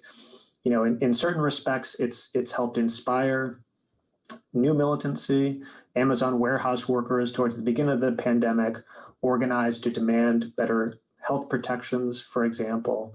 But in many obvious ways, it also puts a damper on collective action because people under these circumstances may be more afraid to engage in organizing activity. And of course, the economy is not doing very well. So that also creates a greater sense of danger and risk. There are many other things that I could go into, but I will pause there and maybe we'll have some questions. Thank you. Muchas gracias, Ben. Ha sido apasionante, nos ha gustado muchísimo, pero lo que nos ha hecho ha sido plantearnos más dudas, que eso siempre enriquece. Yo la primera pregunta que tengo tiene que ver con nuestro propio contexto, en el sentido de qué podemos aprender desde aquí, de los... Learn from here, from the organization of the headquarters movement in the States. What can we learn from them? Which learnings could you share? What could be replicated here in our country? Thank you for the question. good enough to get the full meaning of it. So I wonder if you could. Well, I maybe got a third of it. I can answer that in English if you prefer that. Sorry, I thought the translator was translating that thing. So I can repeat it to you. No, so the question was, it was about how could we replicate these movements in Spain? We are super keen. We are willing to learn from your experience, no? As that's the hometown of digital capitalism, right? And I think we have much to learn from the ways the white-collar workers and blue-collar workers have managed to entangled and build solidarities and alliance. Mm-hmm. Yeah, it's a great question. I mean, I think that we could take this from two angles. The first would be to speak specifically to tech workers in the tech industry. And the second would be to zoom out and speak more broadly about what we've been calling the middle layers, or people who belong to this kind of intermediary level between labor and capital, let's say. To speak first to the tech angle specifically, you know, I was in Berlin last summer and met a number of people who work in tech there. And what I was struck by is just how, regionally specific tech work is. And that's true in the United States as well. I mean, the tech industry is dominated by Silicon Valley, but there are smaller clusters of the industry in places like Massachusetts and Texas and elsewhere. And they tend to have their own specific histories and their own, specific areas of specialization. So attending to the details of how tech is configured in different places, in different national contexts, in different regional contexts, is absolutely critical for this kind of organizing work. I mean, one of the things that came up in conversations with German-based organizers is this feeling that the Californian ideology, which I had mentioned, which is, to speak very briefly, broadly, a kind of liberal libertarian worldview of hippie Reaganism. You should read the original essay. That's not a perfect summary, but broadly, that's what we could call it. That this ideology, in their view, retained much more of its power among the rank and file of German tech workers than it did in a U.S. context. That in a U.S. context, by contrast, I think a number of forces over the years have been eroding the hegemony of that worldview, which in turn made it possible for these other alternatives, this kind of class-based approach, to come into the conversation. So that's a long way of saying that I would hesitate to give you lessons or presume that I could speak to your experience, because the particulars of what tech work looks like in different contexts is really critical for thinking about how to organize on that terrain. But I will speak very briefly to the question more broadly of how do we think about these layers between labor and capital? And this is a conversation that is an ongoing one within the US left, usually revolves around what we sometimes call the professional managerial class, which is a formulation developed by Barbara and John Ehrenreich, which is a somewhat different way of theorizing what Eric Olin Wright was calling the contradictory class locations, but is trying to understand the same phenomenon, which is how do you think about these people who aren't obviously proletarian or obviously bourgeois? And I think, at least here we could find a lesson, which is a somewhat broad one. So it needs to be applied to specific contexts. But the broad lesson is that organizers can do a lot at these layers, that these are actually fairly fertile ground for organizing. But the trick is to develop forms of organization that bring prominence to the proletarian elements and suppress the bourgeois elements. That sounds kind of clinical, and that what that looks like in practice varies. But I think hopefully the story that I've told is at least one case study in what that might look like. How do you take people whose lives are actually proletarian and bourgeois in different contradictory ways and develop forms of organization that allow them to focus on the proletarian elements to the exclusion of the bourgeois elements? So I think that was also not particularly useful, but hopefully that gives us a little bit more to chew on in different contexts. Yes, sir. Thank you very much for your answer. I have another question. We've been closely following the ongoing struggle with regards to the legislation in California, the gig workers legislation. And I was wondering your thoughts on the limits, on the liberal debates, on how we can regulate that or not. And we have seen that after winning, the so-called progressive legislation has been defeated by the digital capitalists. So what have you learned? What the people is discussing about that right now? I think it's, yeah. Yeah, great question. And maybe just to give a very, very brief background for folks on what the story is. California had recently passed a law, AB 5, which essentially made it harder for gig companies in particular, like Uber, Lyft, and others, to classify their workers as so-called independent contractors. This is a misclassification, an abuse of U.S. labor law that has allowed these companies to get away with not paying a minimum wage, not providing basic benefits, and so on. In response to this law, the gig companies put together a ballot proposition, Proposition 22, which passed in November in California. And what this proposition does is it exempts app-based drivers from this law. So if you're a Uber or Lyft driver or a gig worker, a DoorDash delivery worker, you are not subject to this more stringent definition of what an independent contractor is. So what that means is that these companies can continue to do business as usual, to continue not to pay minimum wage, to continue to not provide basic benefits, and so on.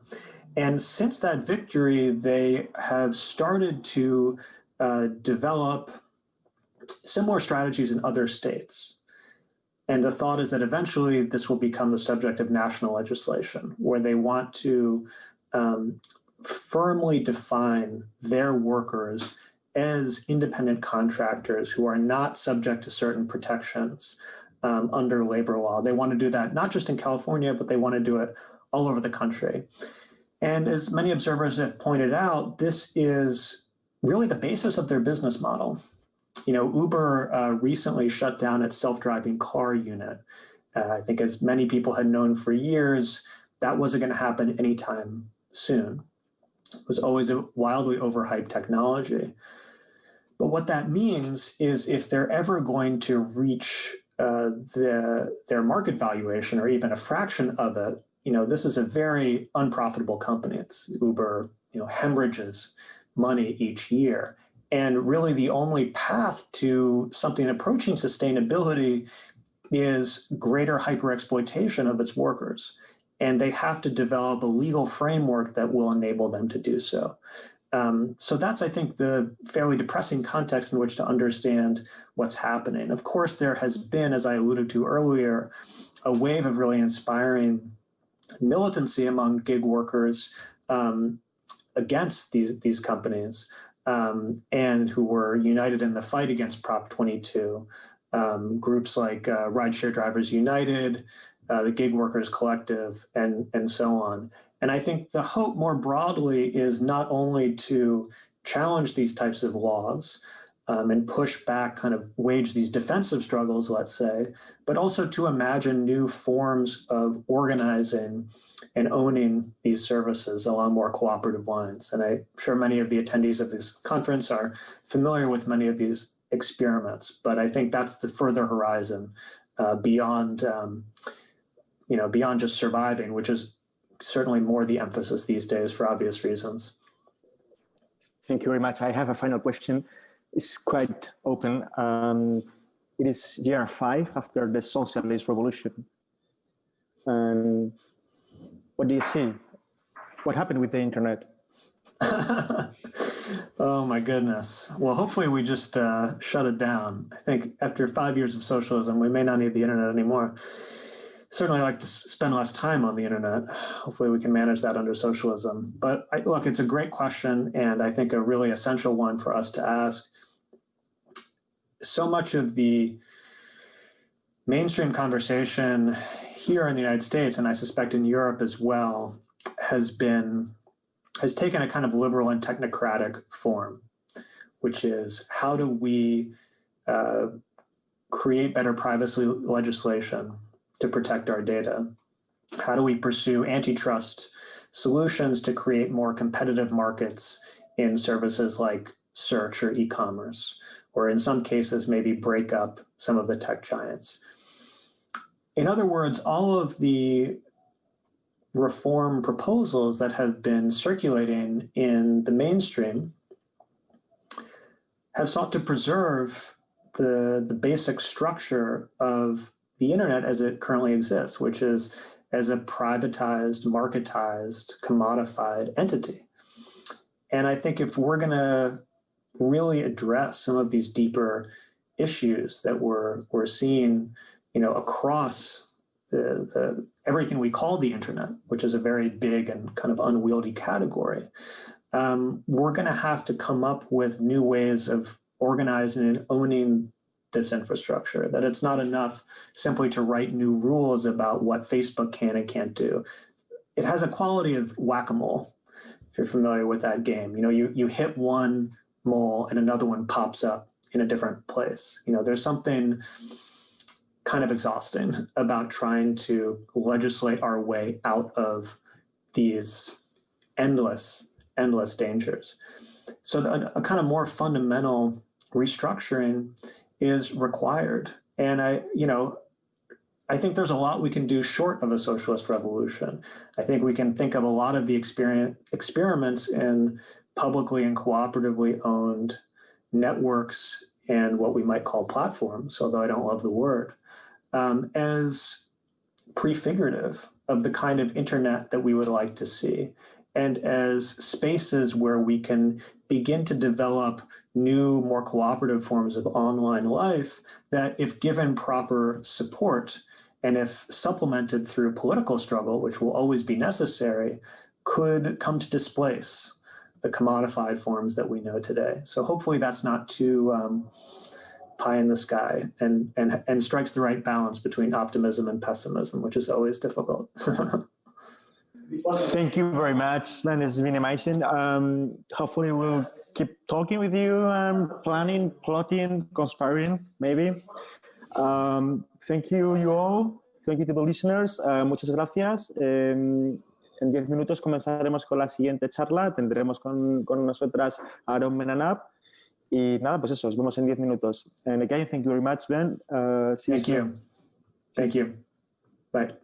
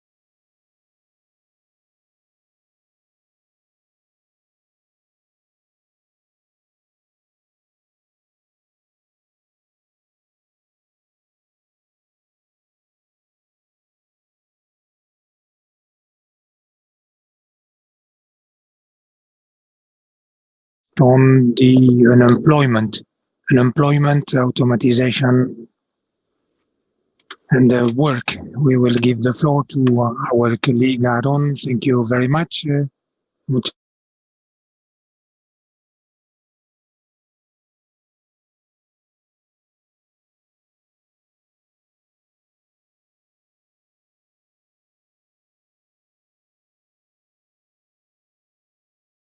Is yours. Great.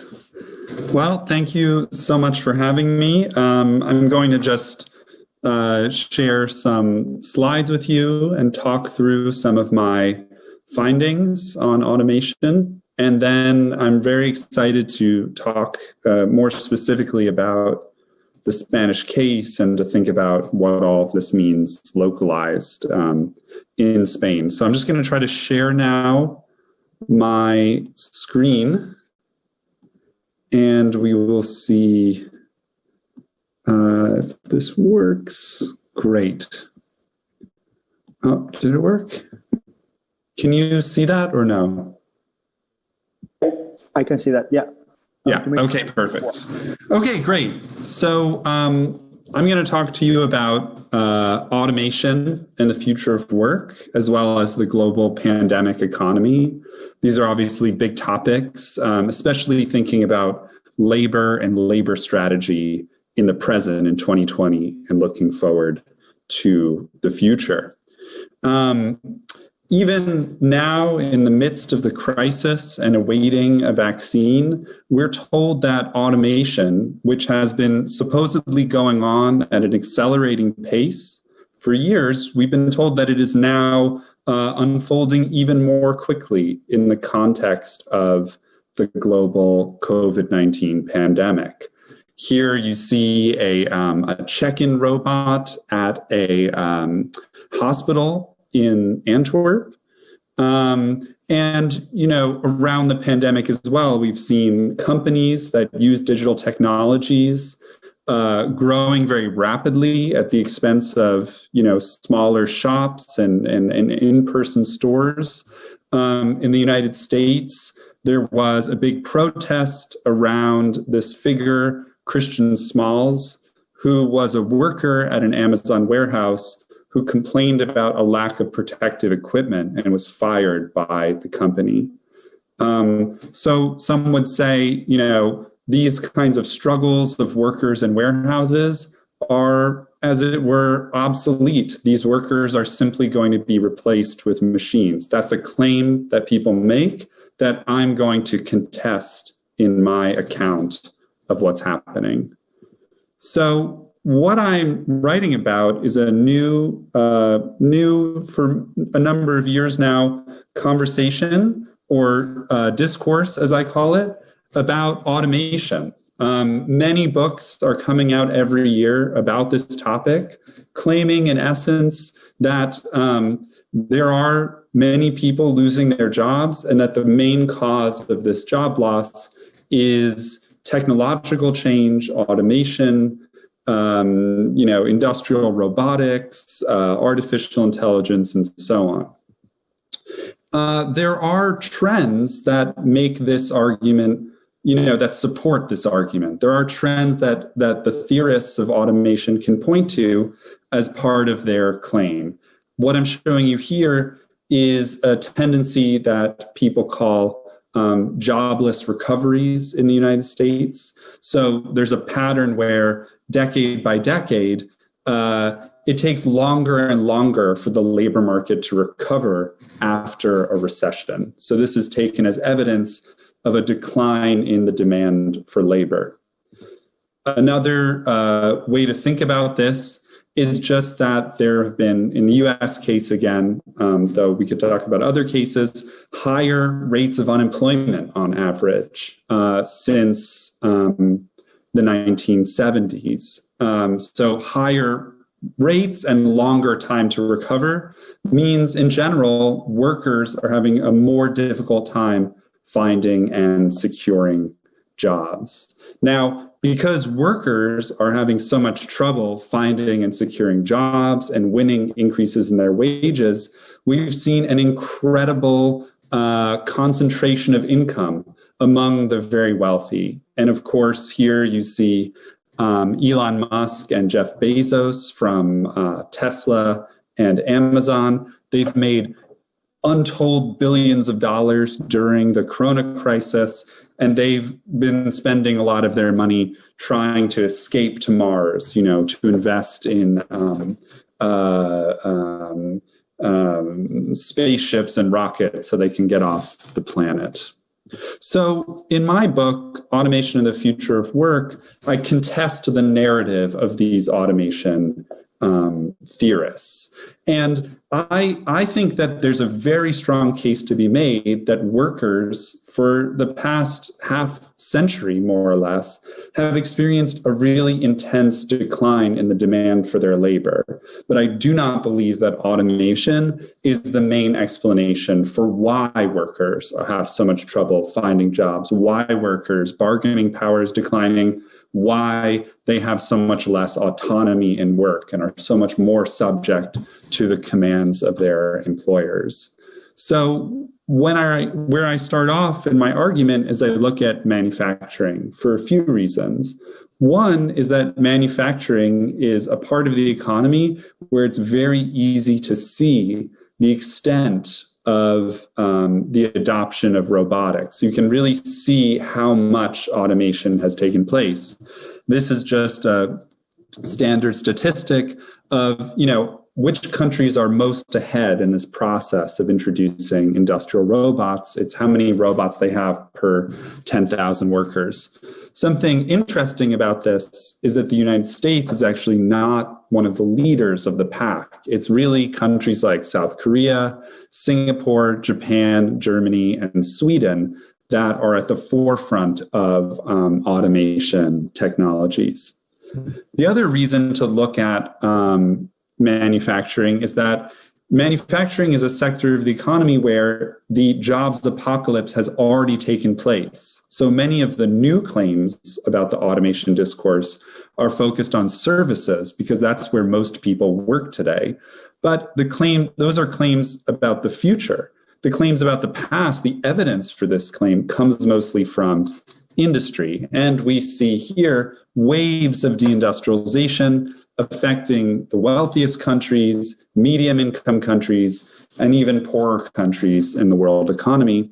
And this deindustrialization hasn't only affected countries like Spain, Italy, the United States, UK, and so on. It's even afflicted China and India, which have seen declines more recently in the share of their workforce in manufacturing. Now, in order to evaluate the causes of this deindustrialization, I look at some basic economic statistics. And what I want to show is that this pattern of global deindustrialization is not due to a radical transformation in computer and digital technologies. It has a longer history and a different cause.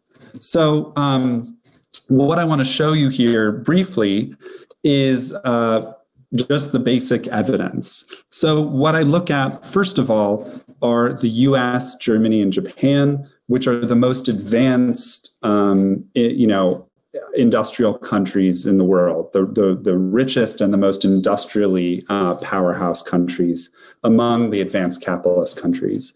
And you can see that since these are just 3 periods for the USA, Germany, and Japan, we're going to talk about output, productivity, and employment. These are 3 metrics for looking at changes over time in what's happening in the industrial economy.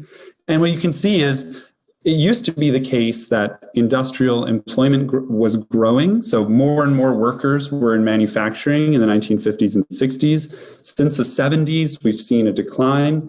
And in at least the US and Japan, this decline has accelerated over time. It's much worse in recent decades compared to the 80s and 90s.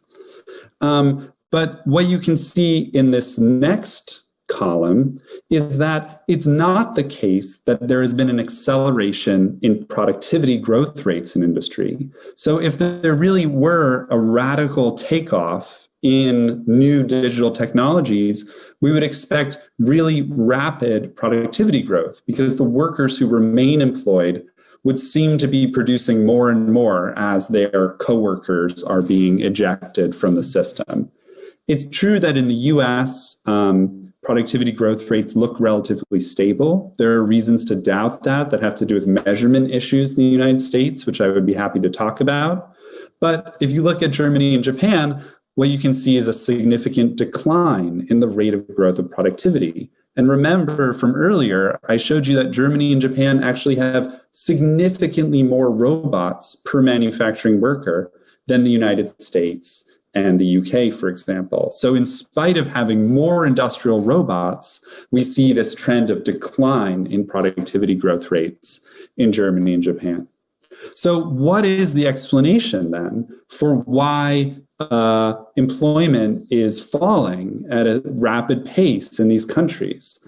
My argument is that the real cause is a decline in the rate of growth of output. That is to say, essentially, the rate at which industry expands in these countries, the rate of expansion of industrial production. What we see in country after country is a significant decline in the rate of growth of output. There's a slight exception in the case of Germany, which has done very well in the last 20 years in international markets. But for the most part, in country after country, we see this stagnationary trend in an industry. And in fact, this may be a little hard to explain across the language barrier, but these statistics go together. You can see that in each case, output minus productivity equals employment in terms of growth rates. So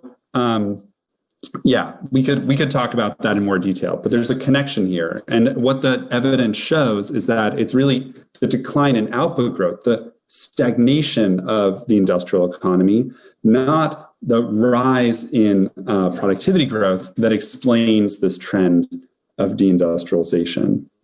Now, just to kind of telescope some of the arguments here, to go through it more quickly, my own accelerating pace, I argue that it's not only in these very rich countries, it's actually a trend across the world, the stagnation of industrial output.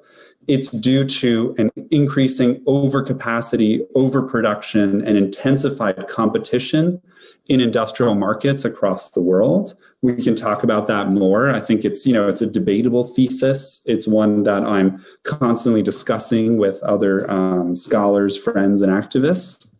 But the important point here is that as this trend in manufacturing has unfolded, the same trend has unfolded in the economy as a whole. So here are those same three countries. MVA is just output growth in industry, and GDP is the economic growth rate for the economy as a whole. So we're comparing, as it were, kind of like the economic growth rate in manufacturing to the economic growth rate of the whole economy. And what you see is that as manufacturing has dropped off and stagnated, so has the economy as a whole. And in fact, in most cases, the stagnation in GDP, in some cases, the stagnation in GDP is more significant than the stagnation in manufacturing. So we have a significant drop-off in growth rates. And this mirrors what's happening in the wider economy. This is just for the same kind of statistics for productivity as I showed you before for manufacturing, here for the economy as a whole. You don't see any trend towards rising rates of productivity growth. In fact, just as in manufacturing for the economy as a whole, you see a significant drop-off in rates of productivity growth. So these economies are becoming more productive at a slower and slower pace, not a rising pace as you'd expect from the automation theory. And this corresponds, I argue, to a decline in rates of investment in the economy. Essentially, as we hit this point of overproduction and industry is declining, the growth engine of industry, there's been no replacement for the growth industry, for the growth engine of the manufacturing part of the economy. And what we see is a real drop-off in rates of investment. The growth of the capital stock is like capital accumulation. The rate of accumulation has declined. Now, you might have heard or seen news that COVID-19, as I mentioned earlier, accelerated the pace of automation across the economy. In fact, what we see, this is the growth of the capital stocks, particularly in the United States, is that the decade up to the COVID crisis actually saw the worst stagnation of any decade since World War II in terms of capital accumulation. So in terms of investment in new plant and equipment, in robots, all of that stuff, the 2010s were the worst decade for it. We saw the least of it. And so the idea that it was accelerating then and now it's going to pick up pace now is clearly false. It's just not true. And in fact, even if you read the World Bank or these other kinds of, very cheerleading capitalist, institutions, you'll see that they believe that the effect of the COVID crisis will be an even worse stagnation of the economy, in the sense that they believe that now we'll see even less investment on average going into the 2020s. So they expect an even worse condition to follow, not an accelerating trend toward automation. So what's really happening? As these economies are stagnating, we've seen a real shift in government strategy, which I'm sure everyone is very familiar with. The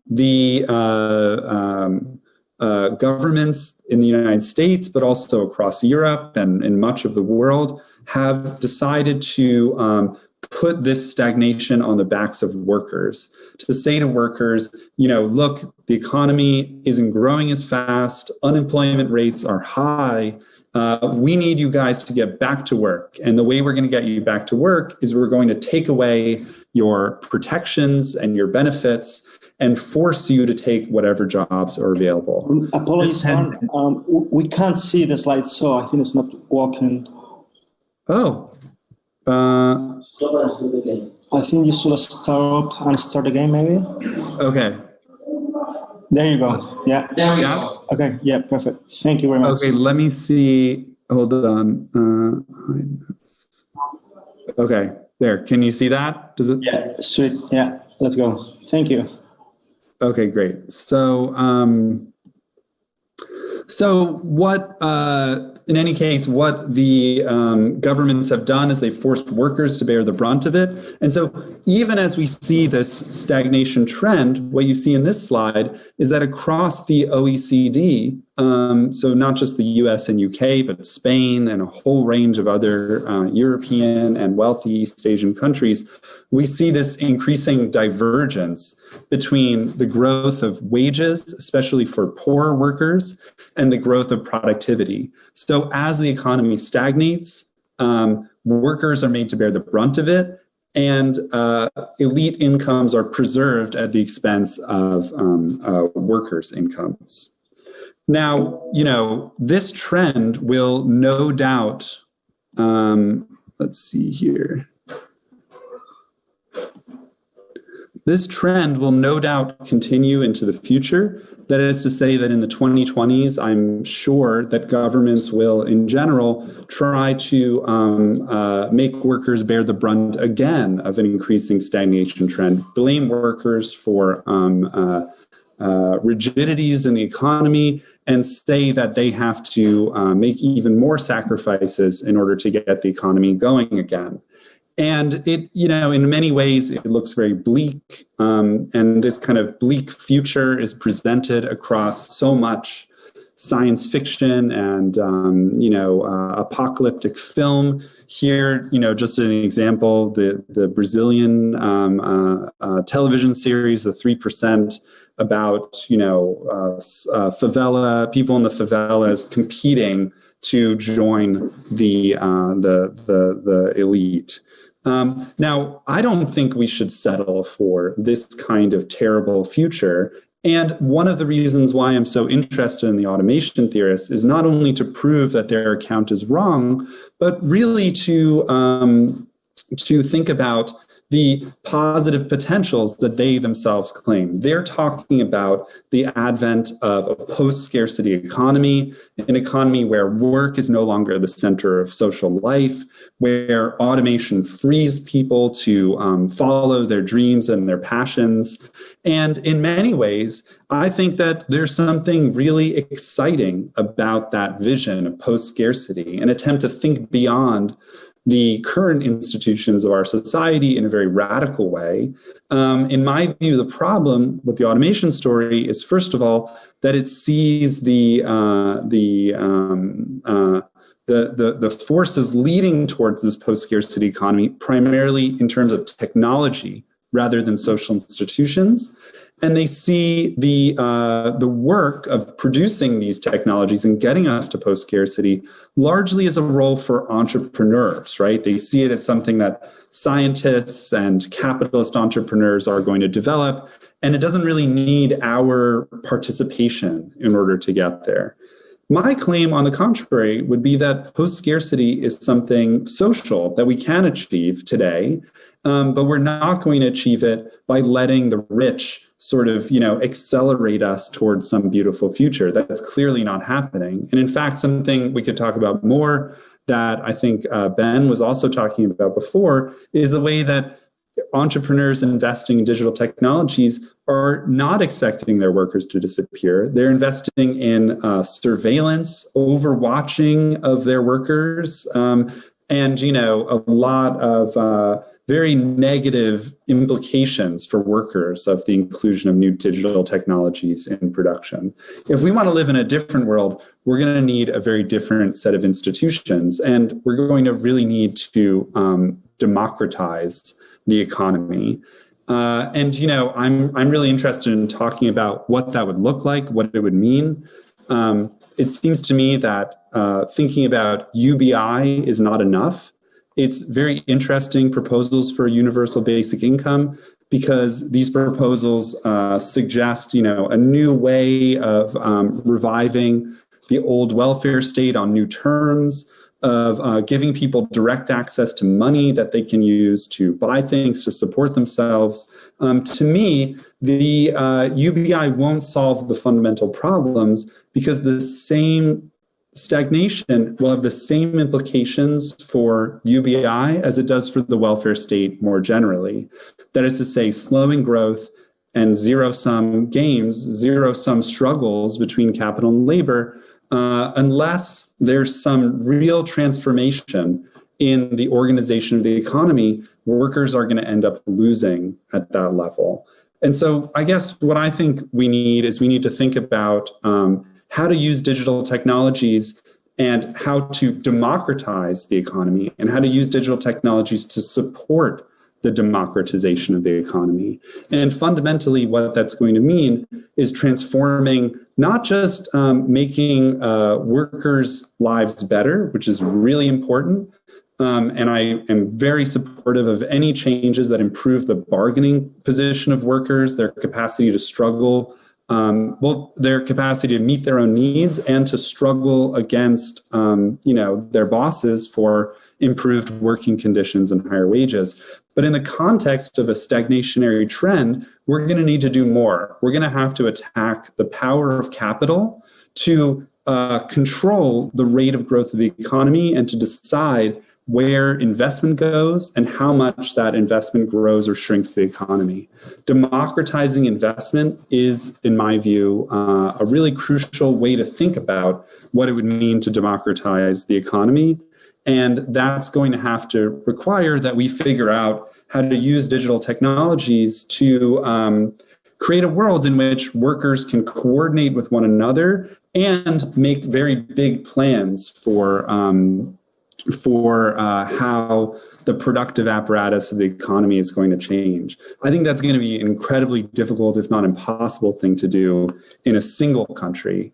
And so it's going to require a much broader struggle in which I think an idea or a vision, a shared account of how a post-scarcity economy is possible, how it could become the basis for fighting against climate change by guaranteeing everyone access to the things that they need to live, for overcoming all different forms of non or extra economic domination and violence around issues of race and gender and cross-country imperialism. So I think we need to rebuild a positive account of a post-scarcity or socialist or communist future. And that, the automation account is not going to be the one that will get us there. So that's just some brief thoughts about it. But again, I just want to leave a lot of time for questions. So I'm going to stop there and hopefully we can have an interesting conversation.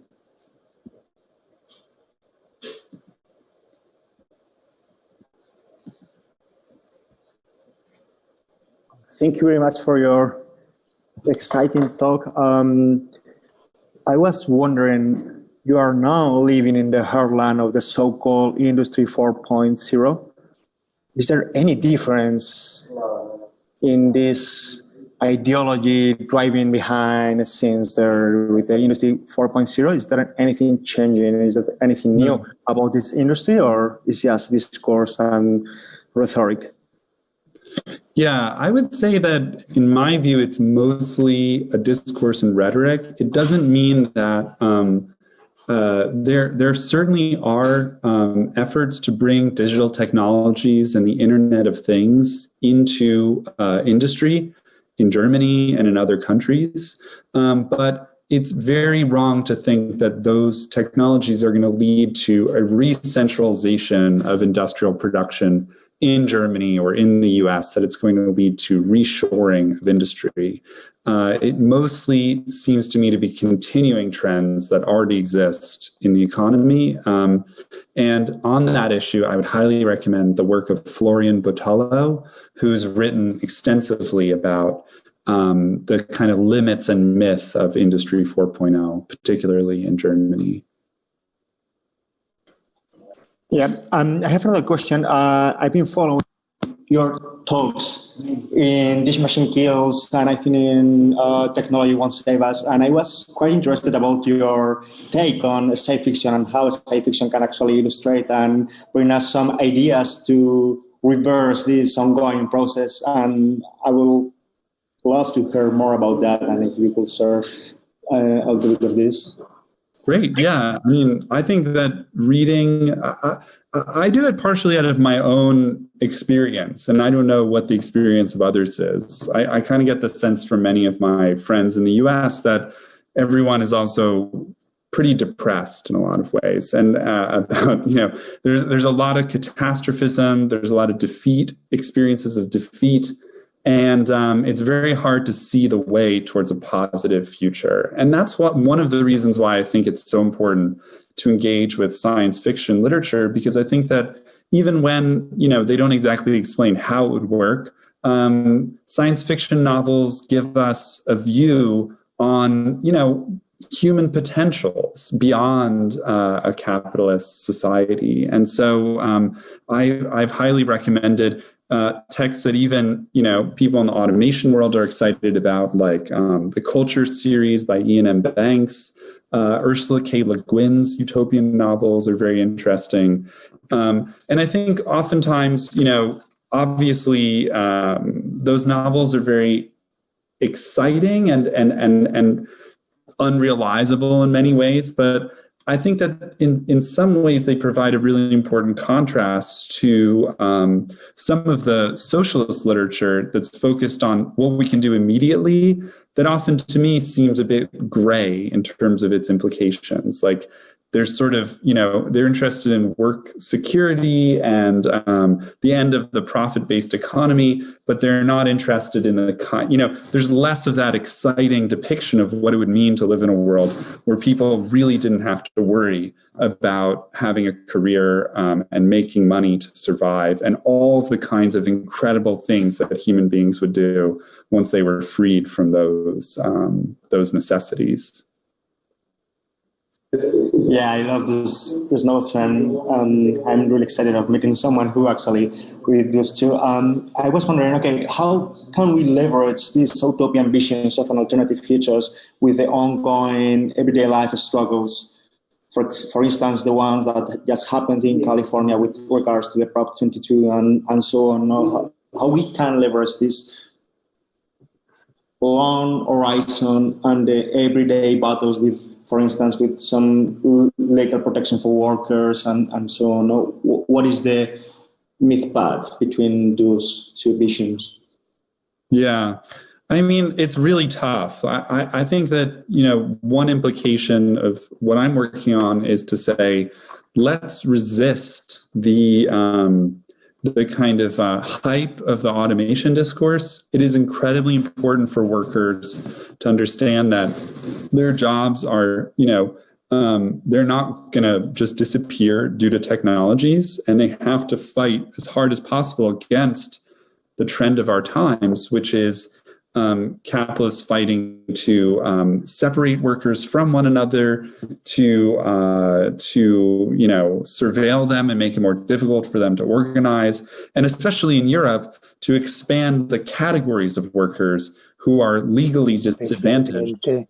En esta tendencia a aumentar este rango de trabajadores y de funciones que están en desventaja desde el punto de vista jurídico.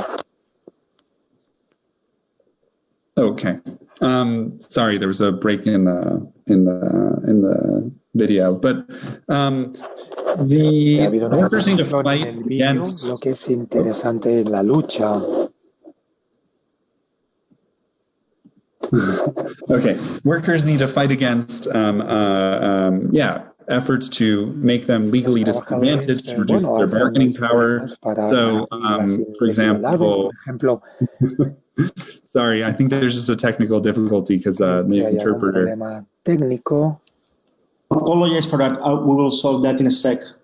Okay. Vamos a resolverlo en un instante.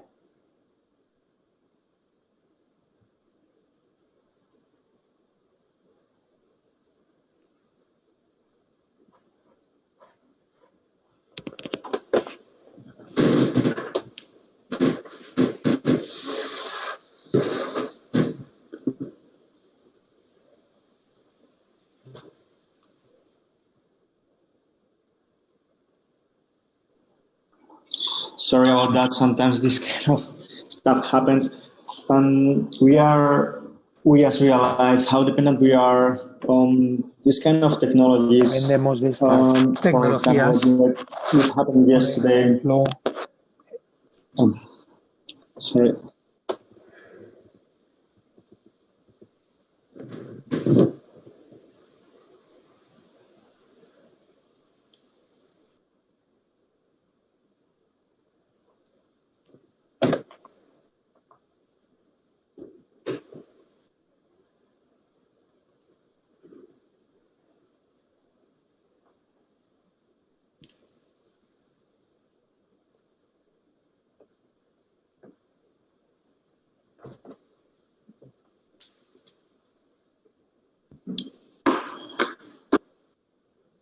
¿Puedes poner la pantalla? Sí, está correcto. Puedes seguir. Hi, can you hear me, Aaron? Sorry? Oh, can you hear me now? Yeah, good, okay. Yeah.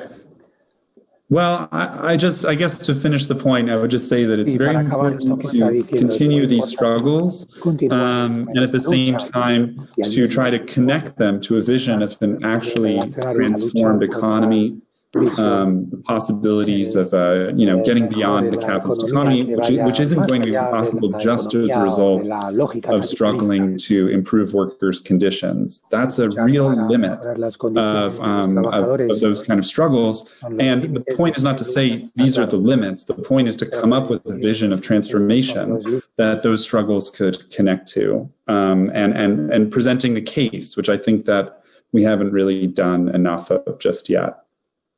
Thank you very much. I was wondering, did you have the chance to read a critical article of your work published in Jacobin, I think, by Ken Woody? I think. Yeah. Yeah, I was wondering your thoughts on that critic, if you want. So. Sure. Yeah. I mean, I have a lot of respect for Kim Moody. I think that his emphasis on the transformative role of rank and file struggles in opening up possibilities for major social transformation is key. And I see myself as kind of coming out of a lot of the same traditions as Kim. So I think that there's an awful lot that we agree on. I think that there's a certain way, I'd be interested in how this looks from a kind of Spanish perspective in a certain sense. It seems like part of the issue of debate between us is that in Europe, there was a development of a kind of discourse and conversation and struggles around precarity, around the idea of precarious workers. And in Europe, workers who are, there's a real distinction between temporarily employed workers on the one hand and permanently employed workers on the other hand. In general, in European countries and in Japan, permanently employed workers have major protections against firing, right? And they tend to also be organized. There's a lot that defines permanent employment in a European and Japanese context. And what we've seen since the 1980s, and especially accelerating in the 90s and 2000s, are efforts on the part of European governments, but also Japanese governments, to encourage workers into legally disadvantaged categories of temporary work, part-time work, and so on, where workers actually have fewer protections under those conditions. And we've seen major struggles in Spain, in Italy, in France, and to a lesser extent in Germany, against these reforms that have had as their goal to push workers into these legally disadvantaged categories. Now, this concept of precarity was then taken over into the US context, basically. And, people talked about the expansion of precarity in the US.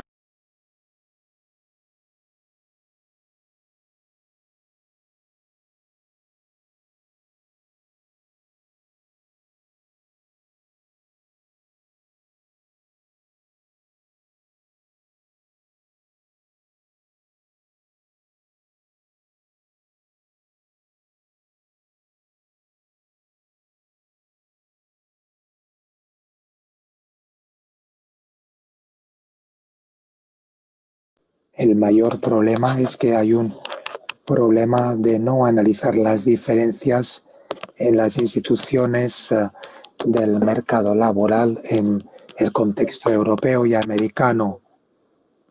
Hay una idea crítica en el sentido de que se ha expandido esto. Es verdad en Estados Unidos porque los capitalistas no tienen que expandir estas categorías de trabajos para aprovecharse de esto.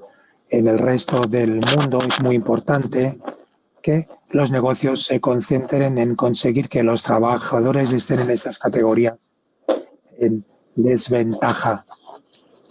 Es una introducción, tiene que ver con las diferentes estructuras.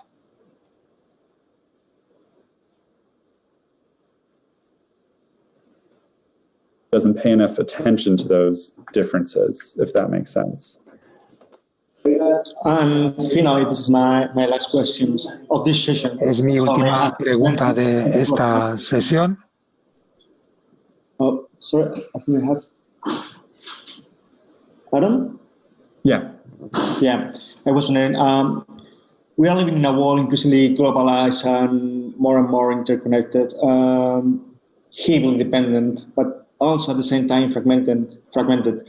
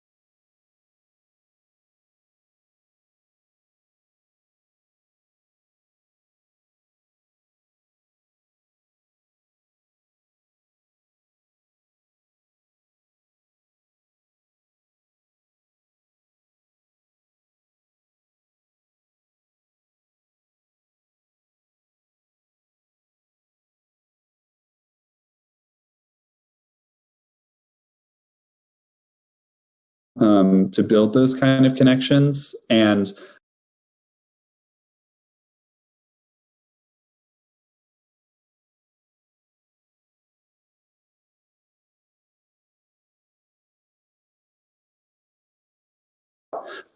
it's really out of the kinds of struggles that we're seeing unfold across the world that those kind of solidarities are going to be possible, that people form connections in and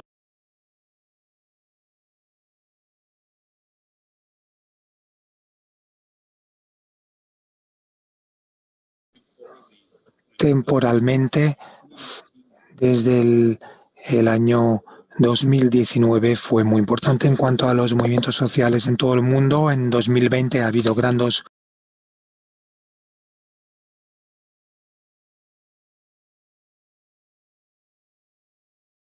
prácticamente se crean conexiones y creo que son contextos.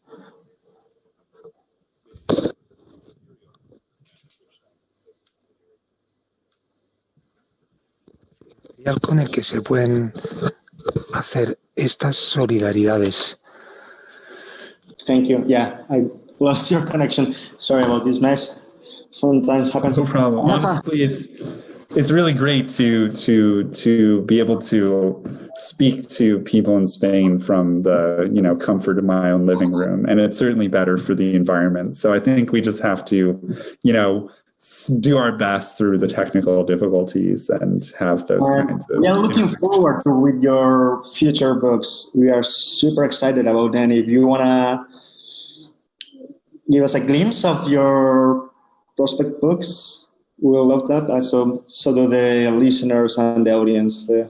Sure. Yeah, I'm working on two texts right now.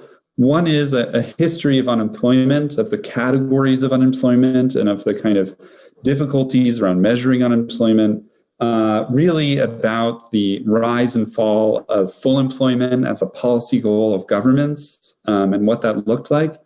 Then I'm also really interested in a question which my book about automation raises,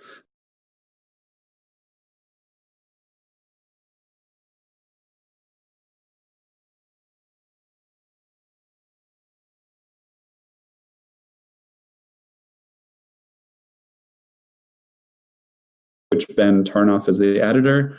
It should be out this month. It's called How to Make a Pencil, and it's about something I think is really important, which is the 20th century socialist calculation debate. So a debate between the original kind of neoliberal theorists like Ludwig von Mises and Friedrich Hayek, and socialists like Otto Neurath and Oscar Lange, about whether socialism is possible and whether, essentially information technologies, what role they would play in making that possible. So check out the article in Logic, I would say, and then hopefully through conversations, I'm going to try to build that into a larger book project as well.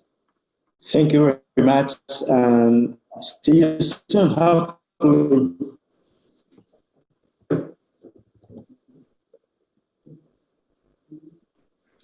It's great to see you. Sorry, I think you cut out there for a second, so I didn't hear the last. Yeah. I was saying thank you very much, and see you soon, hopefully. Great. Yeah, thanks for having me. It's really good to see you again. Cheers.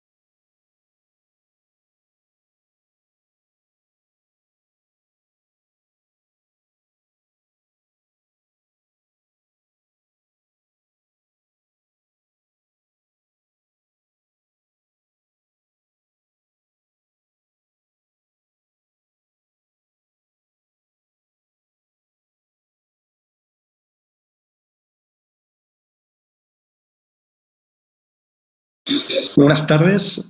Vamos a contar con el primer grupo de trabajo de las jornadas, en el que, bueno, creo que una de las iniciativas principales era no solo tener conferencias, sino tener de algún modo cuestiones prácticas de cómo se está resistiendo desde abajo, de cómo están utilizando las tecnologías desde la base para pensar en nuevas formas de movilización, en nuevas formas de organización y sobre todo ya en un plano menos teórico, cómo llevar a cabo las ideas políticas o las ideas teóricas que hemos discutido a la práctica real, ¿no? Entonces, bueno, para ello vamos a contar con varias personas que nos van a exponer. La primera va a ser Karen Gregory, que nos va a exponer cómo han hecho un proyecto, ella es una académica que escribió un artículo académico bastante bueno con unos alumnos en el que, por así decirlo, radiografiaron cómo los trabajadores y las trabajadoras de Deliveroo hackeaban y diseñaban de manera paralela un algoritmo para responder y para organizarse contra esta empresa. Luego, tanto Isabel como Juan Manuel, Isabel nos contará su experiencia trabajando desde abajo con los trabajadores y con los taxistas y las taxistas de Barcelona y organizando un frente bastante grande aparte de con otros grupos de la economía colaborativa, para tener una organización que ya no solo crea que los trabajadores y los taxistas tienen que enfrentarse contra Uber o contra los trabajadores y las trabajadoras de Uber, sino contra el propio sistema en sí mismo, ¿no? Y luego Juan Manuel nos va a contar también una experiencia bastante hermosa desde Argentina, que son de las primeras formas que ha habido de resistencia allí desde el sur. Y después de que estén las tres ponencias, vamos a tratar de discutir y tratar de pensar en qué hacer, ¿no? Y bueno, ya lo dejamos y Karen, you can continue. Karen she's going to talk in English. Well, thank you so much, and it's lovely to be here with all of you. Yeah, I think that I'd like to put some of what we've done in Edinburgh and in Scotland in a little bit of a context for you, so that you can see that this is really the culmination of a couple years of work. I started interviewing on-demand couriers in Edinburgh about 2 years ago, trying to understand the ways in which on-demand platforms were affecting the city. So there was very much a focus on Edinburgh specifically, not the entire UK, not anything else in Scotland, not even Glasgow or Dundee, but really trying to focus at the city level. So I began a series of interviews with couriers about working conditions. What was it like to be an on-demand courier in Edinburgh? What were the working conditions like? And actually developed out of some preliminary conversations with workers an interest in risk. How do people manage the risks associated with this kind of on-demand work, especially in a city here? I'm not sure if you're familiar with Edinburgh. It's quite dark, it's quite rainy, it's quite cold, it's quite hilly. It's a challenging city. And in fact, when I started to speak with workers, apparently some of the on-demand companies really worried that they wouldn't be able to translate this work to the city. And they very much relied on a group of local couriers who knew the city quite well. And so people started to talk to me about what it was like to adapt the platform to the city and actually feel as though that they were part of growing a company. Something interesting that is a thread in all of this is that workers want to know more about how these platforms are organized. They feel that they are building, while it's worker data and it's personal data, they're also building companies, which they've now been excised from. They've been excised from the value of the company, very much excised from any decision-making that happens in the company. So the first round, I think there's actually 4 projects in what I'll tell you about. The first round was about risk, and there is a paper now out at Work, Employment and Society that you can read that talks about the ways in which workers negotiate physical risks, financial risks, and also risks that they encounter simply by working for an algorithm, when an algorithm is your boss. And it was out of that conversation about workers wanting to know more about how the algorithm functioned, what data was being captured from them, how was data being analyzed, and how actually was work being algorithmically organized, that we began a second project with workers. Taking up some of the My Data. I'm not sure if people know that group. My Data is a UK and European group that is trying to help, it's a range of people, customers and workers, get their data back from platforms. So we started a participatory project within this group of riders that I already had already forged a relationship with around My Data. asking them what do they know about data practices. And we did a series of maps and exercises that I can share with the group later that really did foster a nice participatory project, trying to understand what workers already, from their own perspectives of workers, knew about how Deliveroo and other online platforms were gathering data about them. That culminated in a real project of workers saying, we want to be shown the algorithm. You guys might hear this in your own research. People want to be shown the kind of lift the black box and see what's going on. And in the midst of this, there was a student project coming through the art school at Edinburgh where students themselves took it upon themselves to become co-researchers in this project. And we can talk more about this in a bit. If you're teaching these topics at the moment, I think incorporating students as co-researchers is quite rich because students bring a number of different creative solutions to this. They're also often workers themselves. The number of students in Edinburgh are working as on-demand couriers and know the working conditions more intimately than many of us.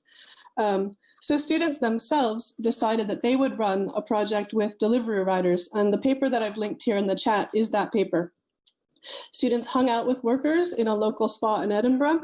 They got to know them. They told them that they were interested in understanding working conditions and also interested in helping to foster new tools for workers to conduct their own forms of digital inquiry.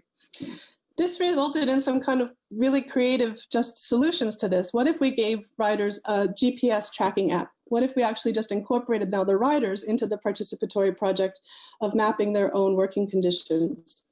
So students gave riders, they did a couple of things. I think they actually paid them maybe in beer. And they sort of set up this very creative project of asking people to put a GPS tracking app, an open source GPS tracking app on their smartphone. There's some discussion in the paper that you'll see. I mean, this was a kind of self-selecting group of people who are a self-selecting group of riders who already wanted to hack the platform. They were interested in this participatory approach. It kind of merged very well with the courier subculture, a bit of a renegade subculture that sees themselves as really kind of, working against the company. So this was not every delivery rider in Edinburgh. It was a self-selecting group, but they did agree to put this GPS tracking app on their phone, and then they basically handed over location data to students. These are some really creative and talented students in the art school and in the School of Architecture who then essentially rocked up a number of different visualizations of worker data of worker pathways in the city. And if you take a look at the paper that I've linked, it probably shows you better than me walking you through each of the images that you now can't see. They've made maps of worker routes. They made videos of workers' passages through the city to understand their dispersion over time. And I think most interestingly, they also physically made a visualization of workers' trajectories in the cities. So in order to capture the difficulty of these working conditions, you can now see this physical 3D printed illustration of what it means to be a rider in Edinburgh. These sort of data projects that came out of this really sort of novel workflow were guided by the students and workers together. So this is another element of this. At each step, this project has been quite participatory to let people use new tools and new methods to ask their own questions about what it means to be a rider in Edinburgh. So we keep trying to link up those issues continually, the local worker perspective, worker-driven questions, and then kind of using the resources of the university and using the resources of researchers to help facilitate those questions. I am a qualitative researcher myself and an ethnographer, so I then coupled the students' work with another set of interviews where we talked to riders about their own negotiations and understandings of the city. And I think together the novel data coupled with the qualitative data, coupled with that longer ethnographic data, has left us really with a team of co-researchers, riders who are co-researchers who are now very committed to gaining data skills. They want to actually upskill themselves. They want to work with computer scientists. And we are now in the process of running a project that looks at the limits of GDPR and getting your data back from platforms, but also trying to build a sort of lab to create more creative responses to this, which has culminated in what I've also put in the chat here around the Workers' Observatory. To be clear about that, the Workers' Observatory is now coming directly from the workers themselves. I am now kind of a researcher in consultation with them, but this is their project, and it runs in concert with the Scottish Trade Union Congress. So they have the support of the trade union behind them now, but very much driven again by their own worker inquiry, their own questions, and their own sort of exploration of digital methods. So I think what's interesting to think about here is the positioning of the university, the positioning of where data science sits in this. This is not a grab the data project. This is not a data science solves the workers project. In fact, I would say this is still very much a qualitative project that uses new forms of new and novel forms of data, but also new and creative methods. And that's sort of my interest in kind of meeting all of you today, is because I think there probably isn't one solution. There isn't going to be one tool, and there isn't going to be one computer scientist who solves the problem of labor in the platform economy. So to kind of share these tools and practices, and also to hear again about how this is functioning in different cities. I think there is something still to be fleshed out about in terms of the local and how platforms affect particular cities, and then the responses that we have through that city relationship. So I'll stop there. We can ask questions or you can answer. And also please do look in the chat, because I've put the paper and the link to the Workers' Observatory there.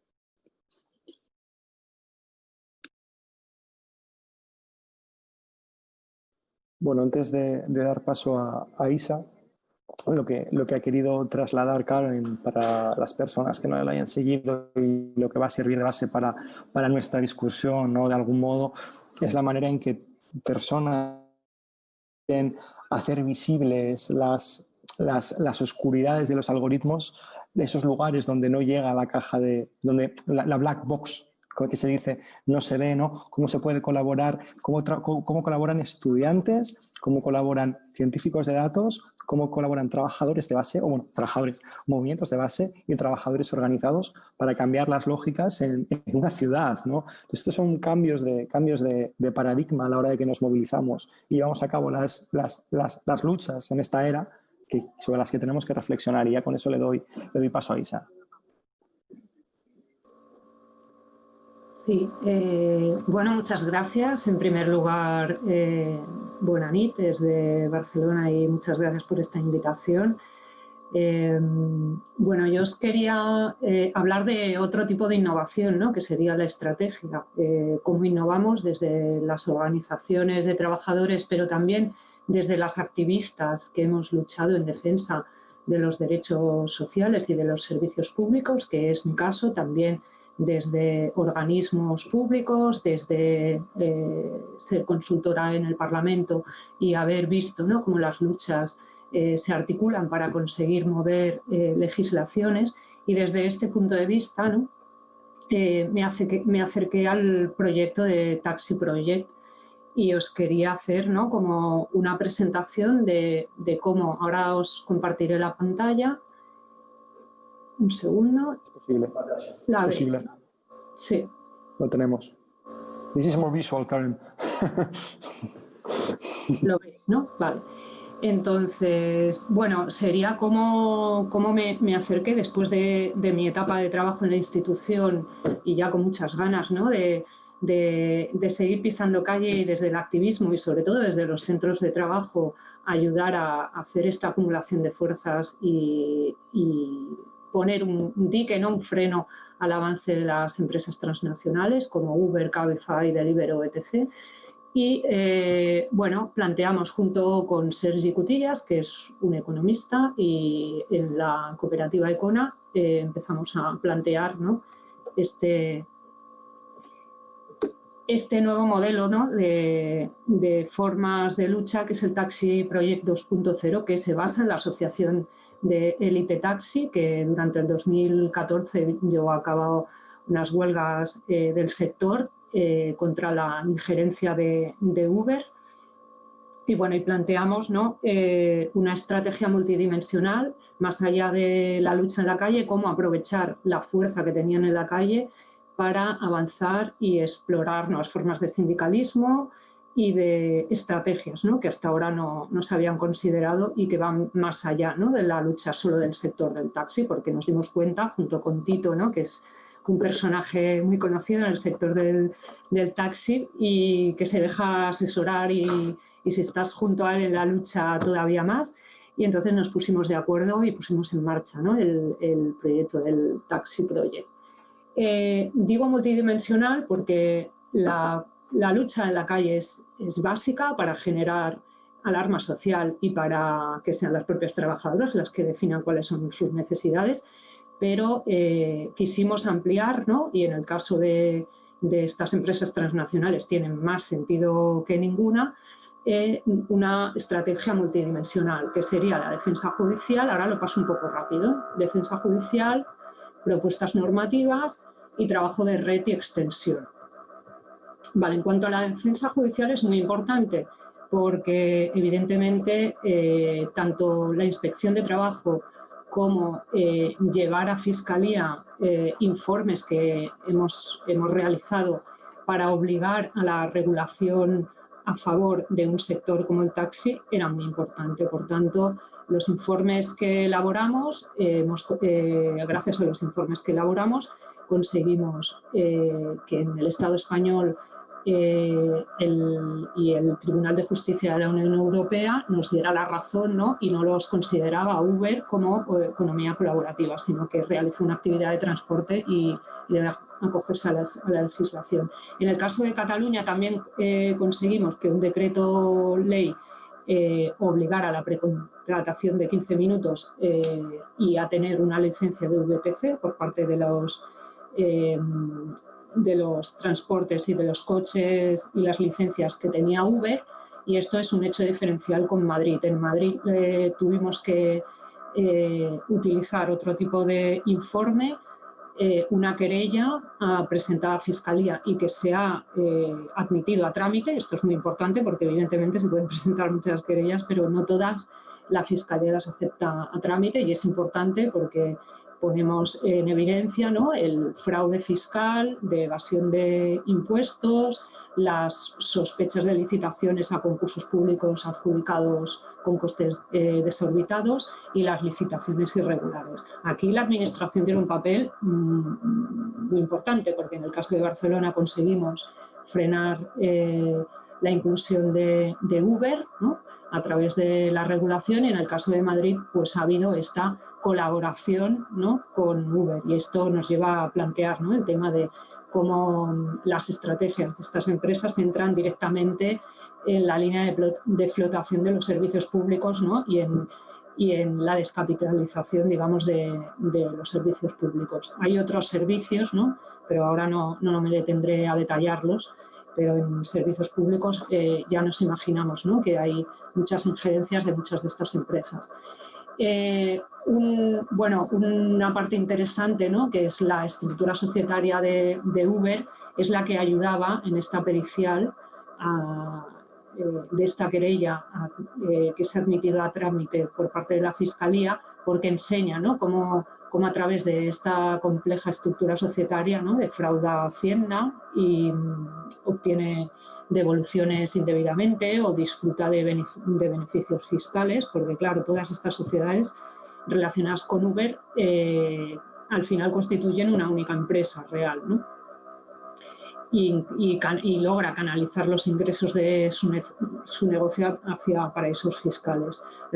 La estructura societaria de Uber es importante tenerla en cuenta, ¿no?, para entender cómo se aprovechan de las legislaciones de diferentes países para tener esta ventaja competitiva, ¿no?, con el resto.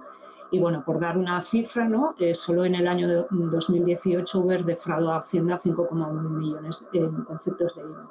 Bueno, veremos a ver en qué queda, pero es importante el trabajo realizado, ¿no?, para poder poner sobre la mesa la estructura societaria y cómo lo hace internacionalmente.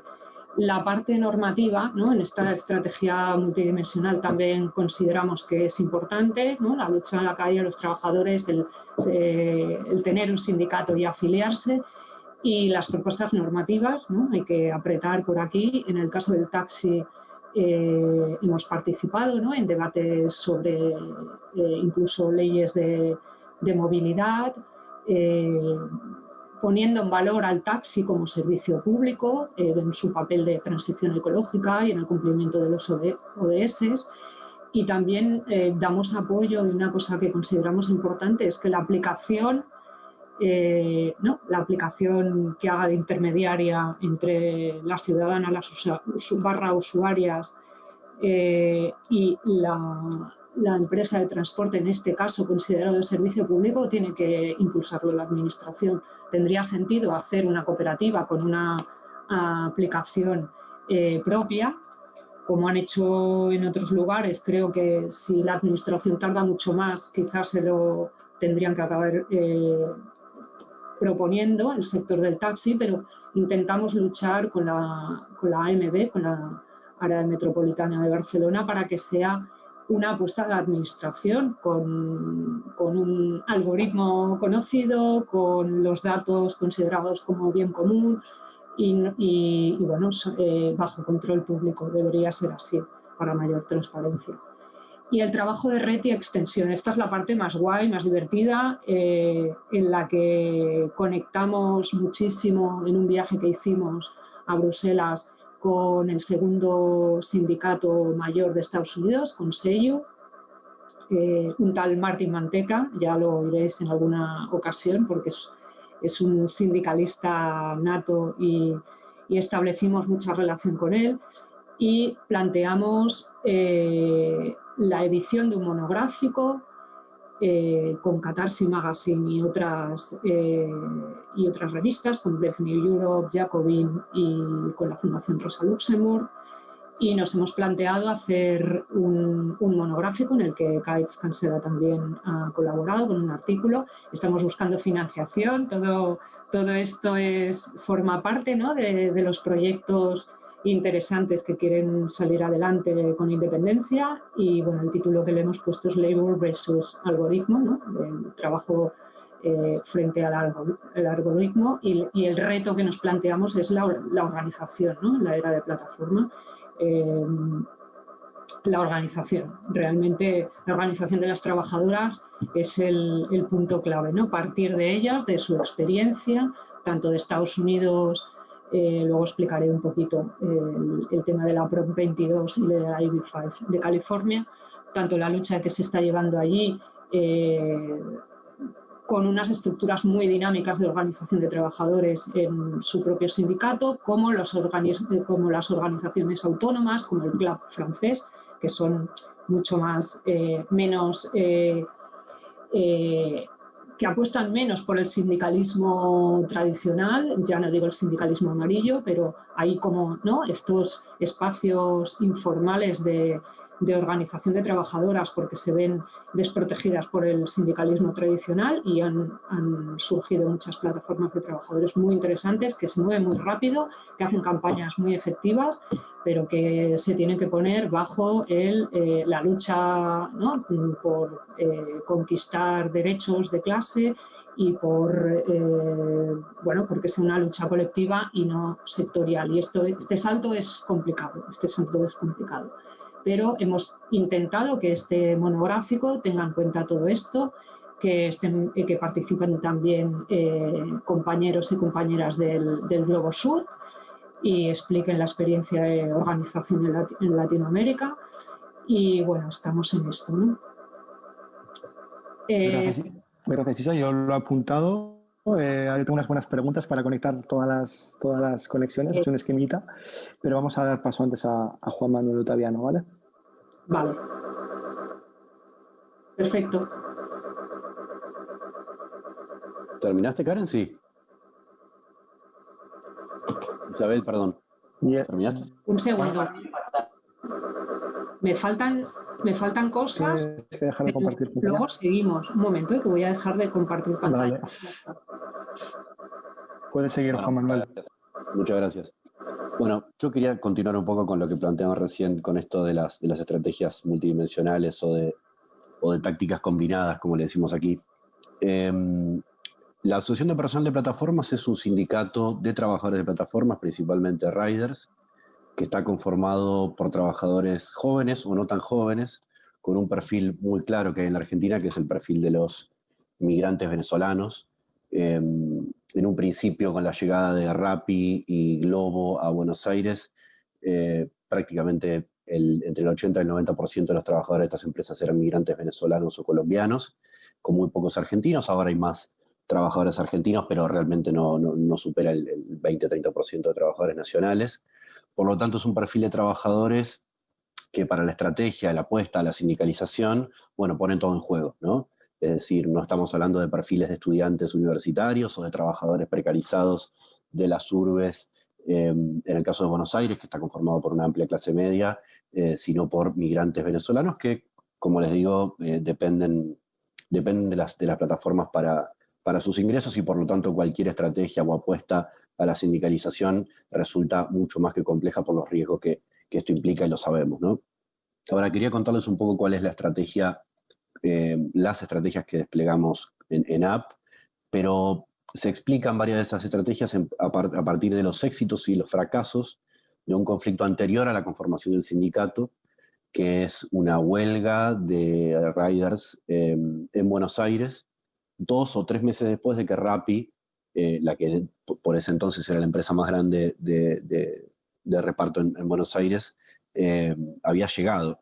Rappi, cuando comenzó en Buenos Aires para lograr la primera expansión de este servicio en la capital, en áreas gastronómicas, prestaba un servicio limitado, obviamente, un área geográfica, a determinados barrios de Buenos Aires de acceso alto, de acceso económico alto, y por lo tanto el sistema de asignación de pedidos era libre. Es decir, los trabajadores recibían mensajes, ¿no? y pedidos a través de la aplicación de manera libre. El que tenía el dedo más rápido tomaba el viaje, hacía el viaje, volvía al local gastronómico donde más viajes había, y por lo tanto este ejército de reserva permanente no funcionaba de tal manera, sino que permanentemente todos los trabajadores, que eran relativamente pocos, 300, 400, prestaban servicio todo el tiempo y podían elegir los viajes que tomar, y hasta podían rechazar pedidos sin sufrir ningún tipo de sanciones. Esto generó una verdadera sensación de libertad, ¿no?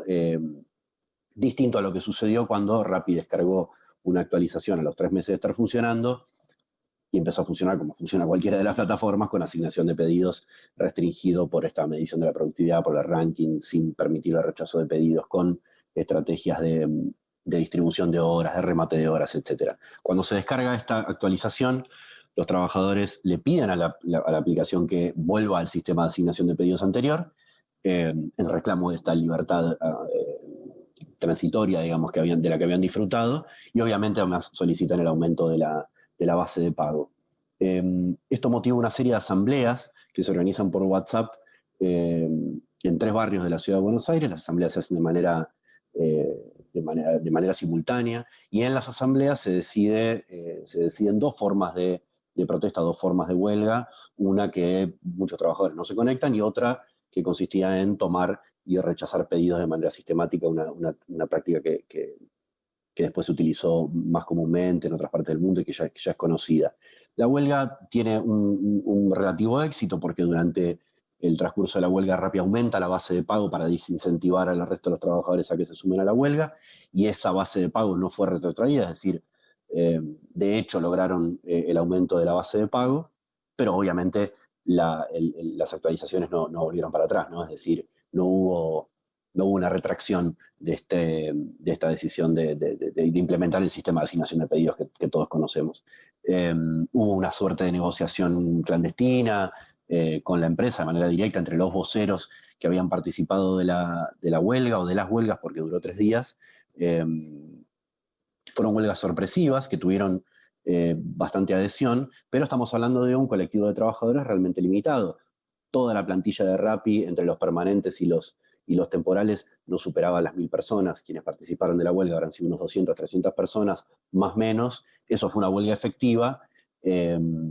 Inmediatamente después, Rappi comenzó a despedir a quienes habían participado de la huelga, ¿no? Comenzó a bloquear a quienes habían participado de la huelga. Frente a esto es que este grupo de trabajadores que había protagonizado este conflicto decide inscribir un sindicato ante la autoridad laboral. Obviamente el sindicato hasta ahora no fue aceptado en su inscripción, porque el Ministerio de Trabajo aduce que hasta que no esté resuelto judicialmente o legislativamente si el trabajo está reconocido como trabajo asalariado, subordinado o no, por lo tanto no va a haber posibilidad de escribir el sindicato. Ante esto, Rappi inmediatamente despide a la comisión directiva de la Asociación de Personas de Plataformas que trabajaba para Rappi. Y eso motiva una estrategia judicial ante la Justicia Nacional del Trabajo, que tiene sede en Buenos Aires, que inicialmente ordena la reincorporación de los trabajadores despedidos por evidente persecución sindical, porque la inscripción del sindicato había sido previa a los bloqueos, y los bloqueos habían sido específicamente a los trabajadores que estaban en la comisión directiva. En segunda instancia, la Justicia Nacional del Trabajo, cautelarmente, dijo que primero tenía que probarse si había una relación de trabajo antes de ordenar la reincorporación. Por lo tanto, ahora estamos desde hace 1 año y medio ventilando las pruebas, ¿no?, sobre este punto. Y les quiero mencionar que es muy importante hasta ahora la incorporación de peritos que tienen como trabajo en la causa poder acreditar o poder solicitar o evaluar si Rappi efectivamente tenía la capacidad de asignar los pedidos tal como los asignaba, y además si Rappi tenía la capacidad de bloquear específicamente a perfiles concretos como fueron los trabajadores bloqueados que estaban en la Asociación de Personas de Plataformas. Esto podría acreditar en la causa dos cosas: que existe un sistema de asignación de pedidos y un sistema disciplinario específico, y además podría probar que Rappi ejerció persecución sindical contra la Asociación de Personas de Plataformas y que por lo tanto los despidos fueron discriminatorios. La otra estrategia fue obviamente una estrategia más bien administrativa, que fue reclamar ante la FIP, ante la Administración General de Ingresos Públicos, por la evasión de impuestos, ¿no?, por la evasión impositiva, en particular de Rappi, porque hay un antecedente muy concreto de una determinación de deuda presunta contra Uber por un análisis de la continuidad de las prestaciones y de los pagos entre los choferes de Uber y Uber en la ciudad de Buenos Aires. Lo que se trata es de generar un antecedente similar para las empresas Rappi y Pedido Ya. Pedido Ya hace relativamente poco, como es sabido, fue comprada en Latinoamérica por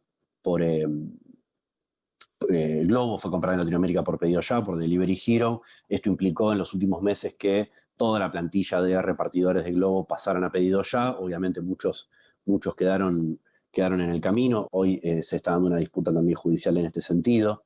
Ahora, quería graficarles un poco la diferencia entre estas huelgas de 2018, algo efectivas, con éxitos y fracasos, como lo describía antes, que implicó una organización sindical que no obtiene legalidad porque todavía está pendiente la resolución de la clasificación de la relación de trabajo, tanto en el ámbito administrativo, en el judicial, en el legislativo, porque este asunto no está resuelto, y cómo esto se contrasta, digamos, con las movilizaciones o huelgas convocadas durante la pandemia este año en Buenos Aires, en la Argentina. Huelgas que tuvieron la particularidad de ser combinadas con otras huelgas a nivel internacional. Digo, acá están colegas, compañeros y compañeras de Radio Pro Derechos, y quienes están participando de esta charla, que adhirieron a estas huelgas, que lastimosamente tuvieron muy poca adhesión, ¿no? Muy poca adhesión, y las movilizaciones inclusive fueron muy exiguas, ¿no?, con baja participación. También las huelgas tuvieron un aditamento, que es que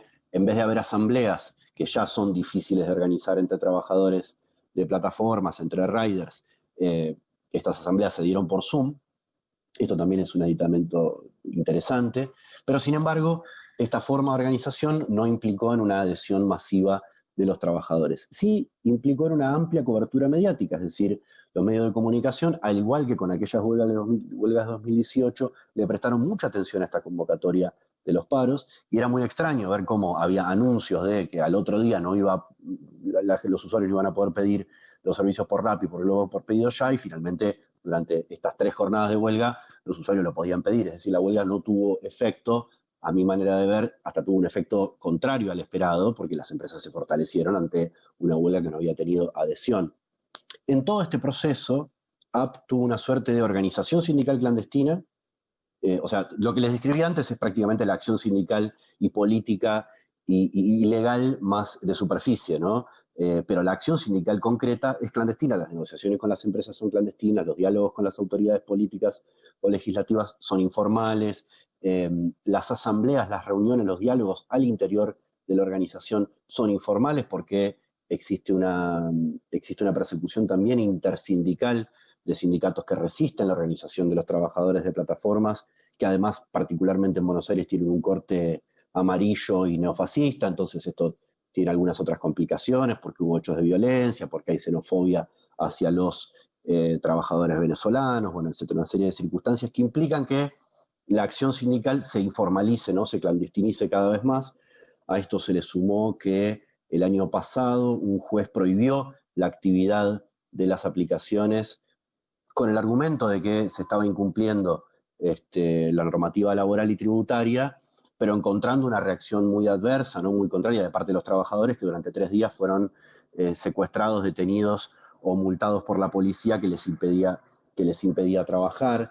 Bueno, todo esto para explicar por qué se informaliza tanto la acción sindical en la Argentina y qué motivó finalmente que los trabajadores empezaron a demandar a sus asesores, a quienes los acompañan en las universidades con las cuales interactúan, a los estudiantes, investigadores que se interesan por su acción sindical, etcétera, y a programadores y también a cooperativas de programadores, como es el caso de GCOP, que es una cooperativa de programadores que funciona aquí en la Argentina muy comprometida con la acción sindical y la organización sindical, para diseñar algún tipo de aplicación, de plataforma, que les asista en la organización de actividades, que les asista en la organización de asambleas, de foros, pero sobre todo con el objetivo de que exista una plataforma que les asista en la manera de decidir por qué, cuándo y cómo hacer huelgas sorpresivas. Es decir, las movilizaciones no fueron efectivas, las huelgas masivas, aunque tuvieron acompañamiento o convocatoria a través de los medios de comunicación,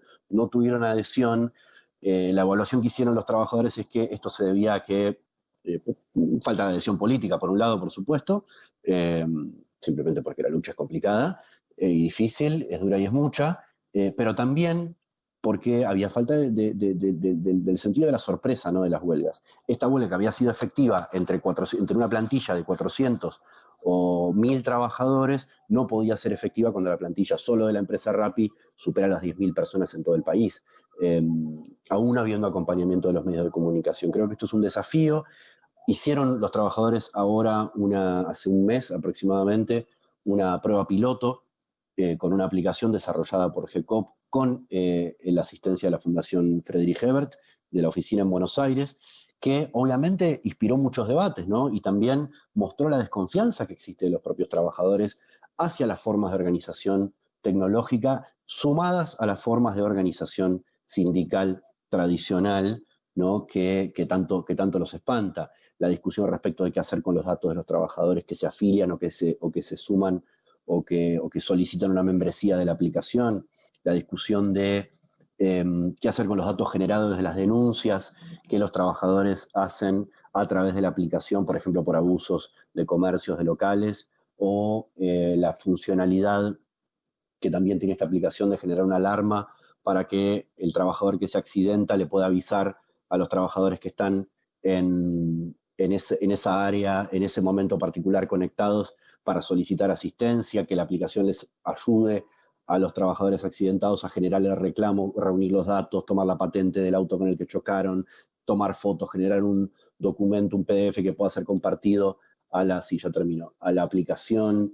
Se generaron todos estos debates respecto de qué hacer con estos datos y además es muy complejo hasta ahora lograr los recursos y los recursos personales y económicos para poder solventar el mantenimiento de esta aplicación. Todo sin haber logrado aún encontrar la forma de generar esta instancia por la cual la plataforma pueda asistir con conducción sindical a los trabajadores para decidir cuándo, por qué y en qué empresa y en qué zona tomar determinada medida de fuerza, tomar determinada acción. Este es un poco el debate en el que estamos ahora. La solidaridad internacional, por supuesto, es muy importante y pensar juntos este tipo de estrategias, aprendiendo, por ejemplo, de las cosas que se contaban recién, de las estrategias de los taxistas, nos parece muy positivo. Bueno, deseosos de las preguntas y conversando. Gracias y perdón por el excederme en el tiempo.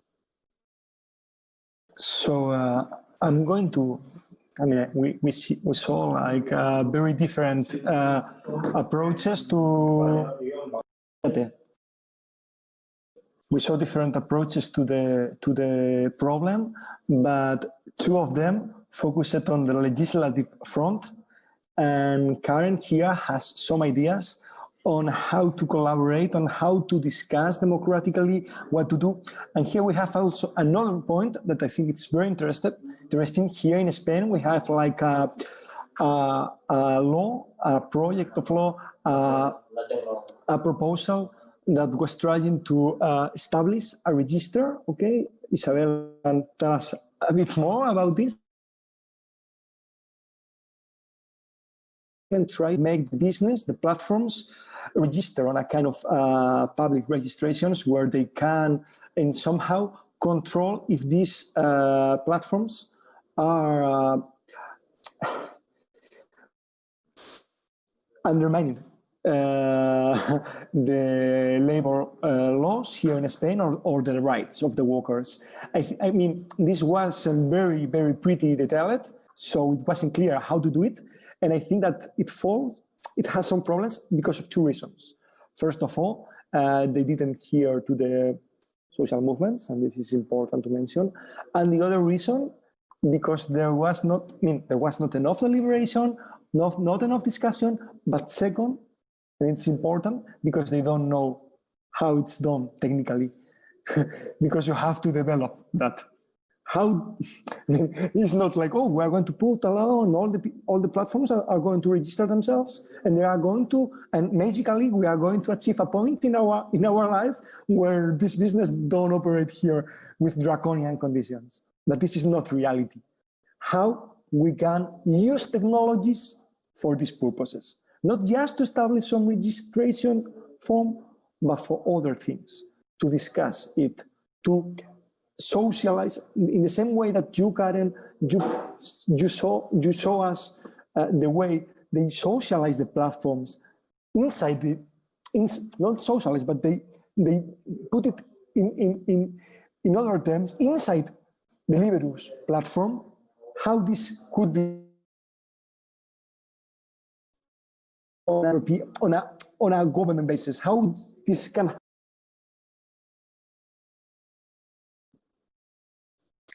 Do you want me to answer you? Yes, please.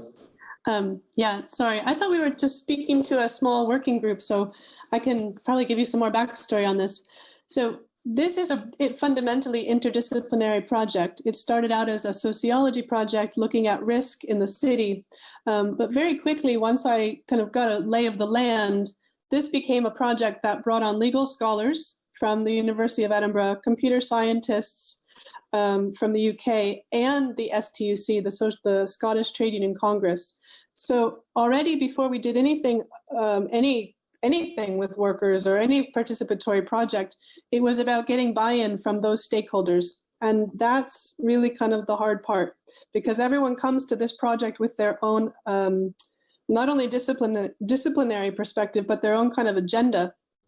So, and trade unions don't always agree with one another. Legal scholars want certain things out of GDPR. Sociologists want something else out of understanding platform labor and workers want their own things, right? So in many ways, this is a teaching project. This is the participatory project that is informed by organizing principles. There's a great piece, by the way, in Brave New. I'll put it in the chat. The Workers' Observatory has had some writing published about it, because it's very much informed by kind of whole worker organizing principles. And I think at the end of the day, this is it is a qualitative project that tries to put interdisciplinary scholars in the same room at the same time while letting workers run the show. So there's a lot of maybe frictions in the room. There's some conflicting solidarities, and there's massive logistic problems here that were not solved. I mean, I think I can show you there's some creative stuff that can happen around worker inquiry, where we can build tools to allow workers to study themselves in their own digital conditions. There are some experiments that can happen with the legal scholars who direct you to sort of, retrieve and push laws in certain ways and almost see where the laws are leaky and where the laws need to be refined. But there's still a huge conversation here about the technical infrastructure. And one of the big obstacles, even just to retrieving data, workers decided, in this project, they decided, no, we don't want to just get our data back from Deliveroo. What's that going to do for us? How are we going to reverse engineer? We're not data scientists. We're not going to start reverse engineering these very obtuse reports that you'll get back, essentially. And very quickly, a conversation here has to happen between the trade unions, universities, and something else like a data lock or data repositories, even just to solve the problem of where this data goes. So that's why, I mean, I guess it's important maybe to just put some of that backstory on the table, because this is a very messy, fundamentally interdisciplinary, cross-disciplinary project that doesn't sit in any one social institution right now. Doesn't sit in the union quite well, it doesn't sit in a university, and it doesn't quite sit sort of within a kind of non-profit even arrangement. So yeah, there's some real questions here. And then of course, you know, I think I'm trying to stress to you that this is a qualitative project through and through, because if you don't do that work around building trust and organization and doing the work of basic organizing with people, doesn't matter what data you get back. Doesn't matter what creative projects you put out there for workers, more data does not solve questions or doesn't solve organizing problems. So yeah, there's a number of things here we can kind of get into. But this question of what are you even going to do with the data, where's it going to live? Long-term data storage is a huge question.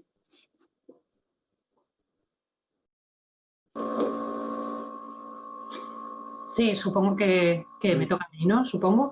Bueno, es la de key question, ¿no? Tú empiezas haciendo las preguntas fáciles, ¿no? Yo diría que la herramienta, voy a poner esto un momento porque paso de explicaros lo de las conferencias, pero sí que la última reunión que tuvimos muy interesante de Alianza Unidas World Action, que hay una participación elevada de bueno, básicamente de Latinoamérica, porque el tema de los accidentes, visualizar la falta de seguro social, etc., es tan aclaparadora. Es decir, o frenamos el avance de la apisonadora de derechos, o tampoco los trabajadores tienen las condiciones de posibilidad para pensar en qué tecnología, cómo desarrollarla. Es decir, esto es un barco, ¿no?, que se medio hunde por un lado y tenemos que intentar no perder derechos, blindar derechos, no crear estatutos nuevos, etc., sino blindarlos. Y por el otro lado, la administración, lo público, tiene que dar estos espacios como los observatorios que ha hecho Karen, porque los observatorios que no sean una herramienta de, vamos a decir, de acallar las conciencias de la izquierda. Un observatorio no puede ser eso, pero si se hace bien y es una apuesta de la administración, puedes poner las universidades y los investigadores, como estamos nosotros en la Alianzas Unidas World Action, con otros investigadores, las trabajadoras y técnicos, informáticos, etc. Y eso sería una herramienta muy válida. Pero primero, es lo que decía, ¿no? Las conclusiones que sacamos, este sábado tuvimos una reunión, intentamos juntar los dos continentes, ¿no? Gente así, Nuri de Raides, que por cierto ahora me dice si puede entrar, porque ha tenido un desahucio en su propia casa, no lo puedo explicar. Ella dice que ahora está, que podría entrar. He ido esta mañana a parar un desahucio. Bueno, en fin. La conclusión que sacamos en esta reunión, y había compañeros de Francia, ¿no?, que también estuvimos un rato discutiendo sobre el trabajo autónomo y cómo acercarse a los y a las trabajadoras, porque si les hablas de sindicalismo piensan en salario mínimo y no quieren salario mínimo, quieren mejorar sus condiciones. Pensamos todo eso, ¿no?, con compañeros de Italia, de España y de Argentina y de México, y yo creo que este fue y de Estados Unidos, la conclusión, ¿no? Que no somos sociedades, somos trabajadoras, que los derechos laborales no se negocian, se exigen, y que frente a estos intentos, ¿no?, de establecer terceras vías o estatutos especiales, queremos ser todos empleados. Vale, esto, muy bien. Pero, claro, tenemos que trabajar juntas para que en el caso de Europa hay esta nueva directiva y en el caso del Estado español hay esta propuesta de ley que, como has explicado antes, Ekaitz, que propone, pero una cosa es que proponga y otra cosa es que ese proyecto de ley acabe siendo así, porque de momento está solo en borrador. Un registro, claro, el registro de algoritmos para fiscalizar que las plataformas digitales no empleen falsos autónomos es básico, pero volvemos a lo mismo, si es una agencia y no pone inspectores, bueno, con el registro sería más fácil que con la estructura actual de inspecciones, que sabemos que es súper deficitaria y no actúa, es decir, las leyes, por eso, ¿no?, los que trabajamos con los movimientos sociales y decimos que la lucha está en la calle es precisamente por eso, ¿no?, porque aunque esta ley consiguiéramos que acabara todo el trámite y se aprobara, pues hay reglamentos, se necesitan más inspectores, etc. Vale, totalmente de acuerdo con lo que has dicho antes, Ekaitz, de no es suficiente con pedir un registro, pero si el registro es posible, yo lo pediría eso y pediría que la regulación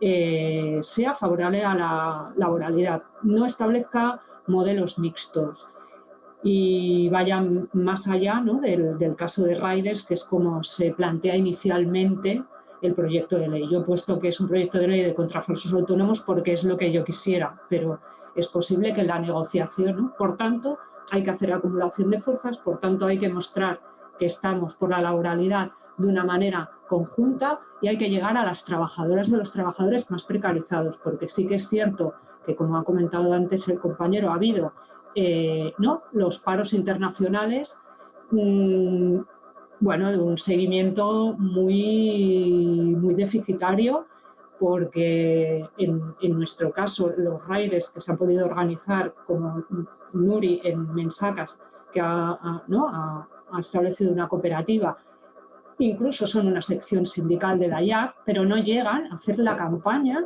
de afíliate al resto de trabajadores. No llegan porque están en la vía judicial, que les ha costado mucho llegar a conseguir, junto con el colectivo Ronda, esta sentencia del Tribunal Supremo que reconoce la laboralidad de los trabajadores de Globo, pero ir más allá es muy complicado. Por eso decíamos, ¿no?, lo de las alianzas, intentar visualizarnos internacionalmente es muy importante y poner sobre la mesa esta necesidad de estrategia conjunta, porque ellos se mueven transnacionalmente, las trabajadoras también nos tenemos que mover transnacionalmente para intentar poner este dique contención al avance, ¿no?, de las empresas transnacionales como Uber, Cabify, Globo, etc. Tenemos este espacio que está funcionando muy bien con investigadoras y con trabajadoras y bueno, y lo primero que queremos hacer en la próxima movilización del 22 de diciembre es proponer una herramienta para visualizar los accidentes, porque en Latinoamérica es algo muy necesario. Bueno, hay un colectivo que se llama Ni un repartidor menos. Entonces, esto te da una idea del alcance de la precariedad en la que nos movemos. Por tanto, tenemos que ir desde la base de la precariedad a que no eliminen derechos y no dejar pasar ninguna, digamos, y esto es complicado porque ya hemos visto cómo se mueven en todos los ámbitos.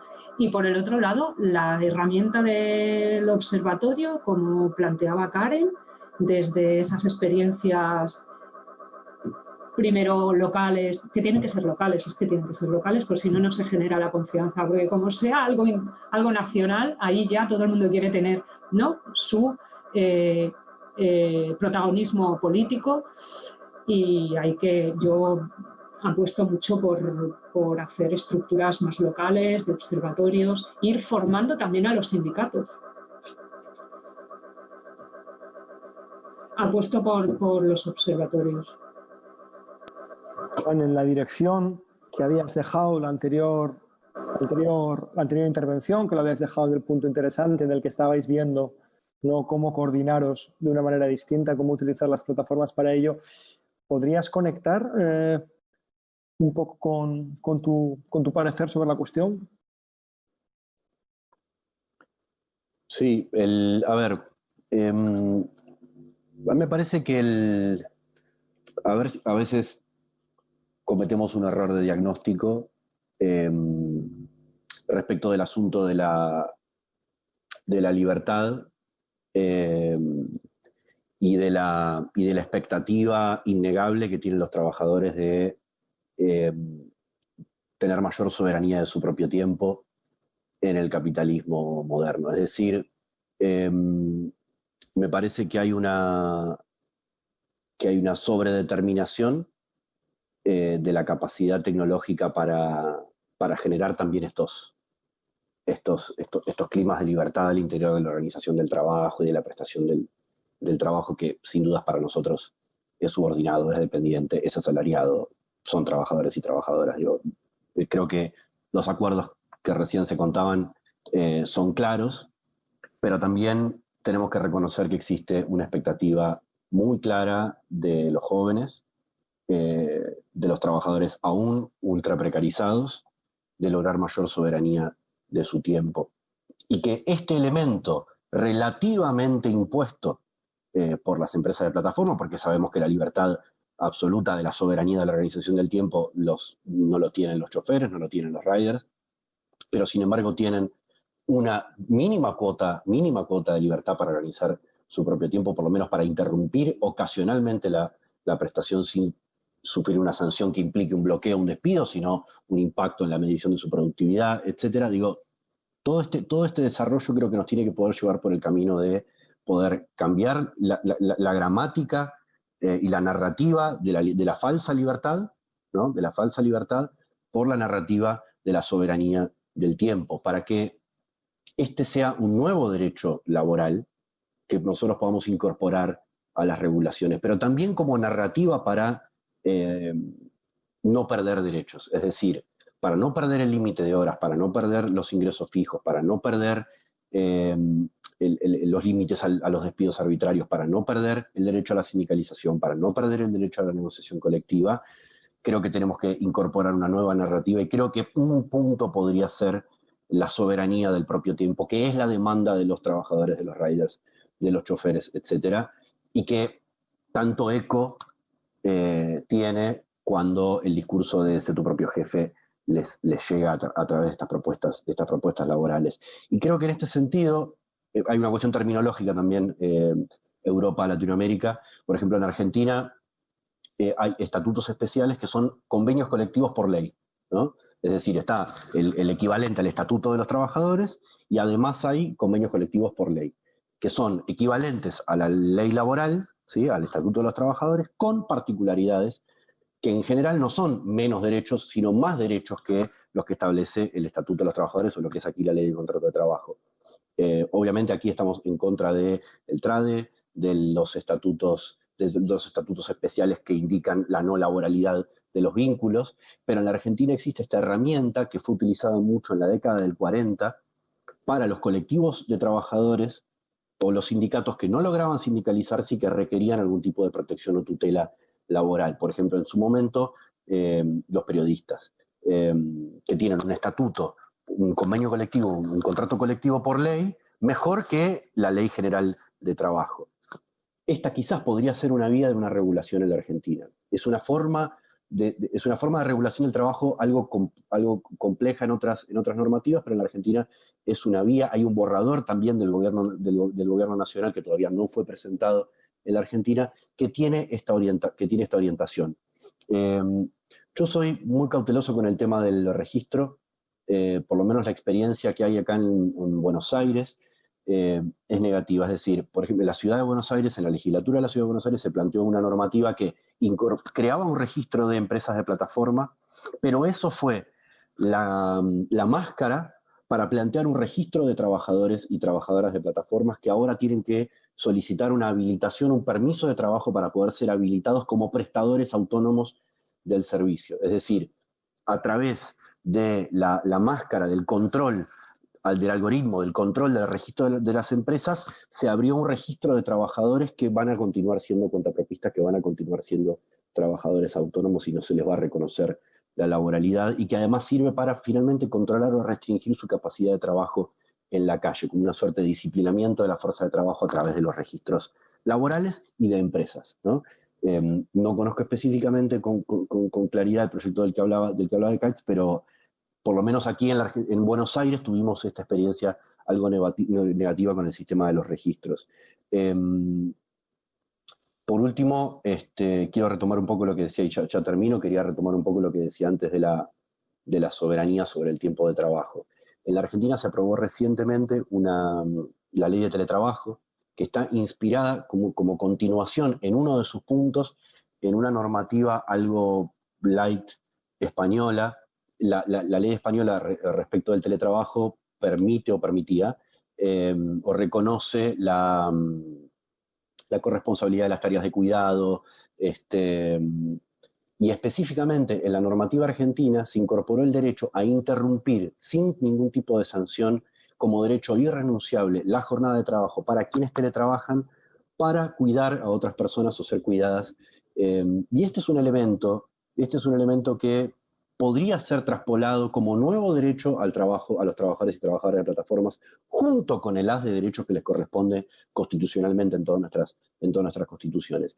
Formas, elementos de reconocimiento de la soberanía del tiempo de trabajo. En el caso de trabajadores de plataformas, podría ser rechazar pedidos sin ningún tipo de sanciones, o interrumpir la conexión o la prestación laboral sin ningún tipo de sanciones, o sanciones que en todo caso sean estrictamente tabuladas, ¿no? Y que en ningún caso impliquen el bloqueo, el despido o suspensiones de largos periodos, ¿no? Sino solamente la afectación a la productividad, al ranking de productividad, sobre la base de un salario fijo. Creo que eso podría ser una reorientación de los proyectos que están en danza a un lado y al otro lado del Atlántico.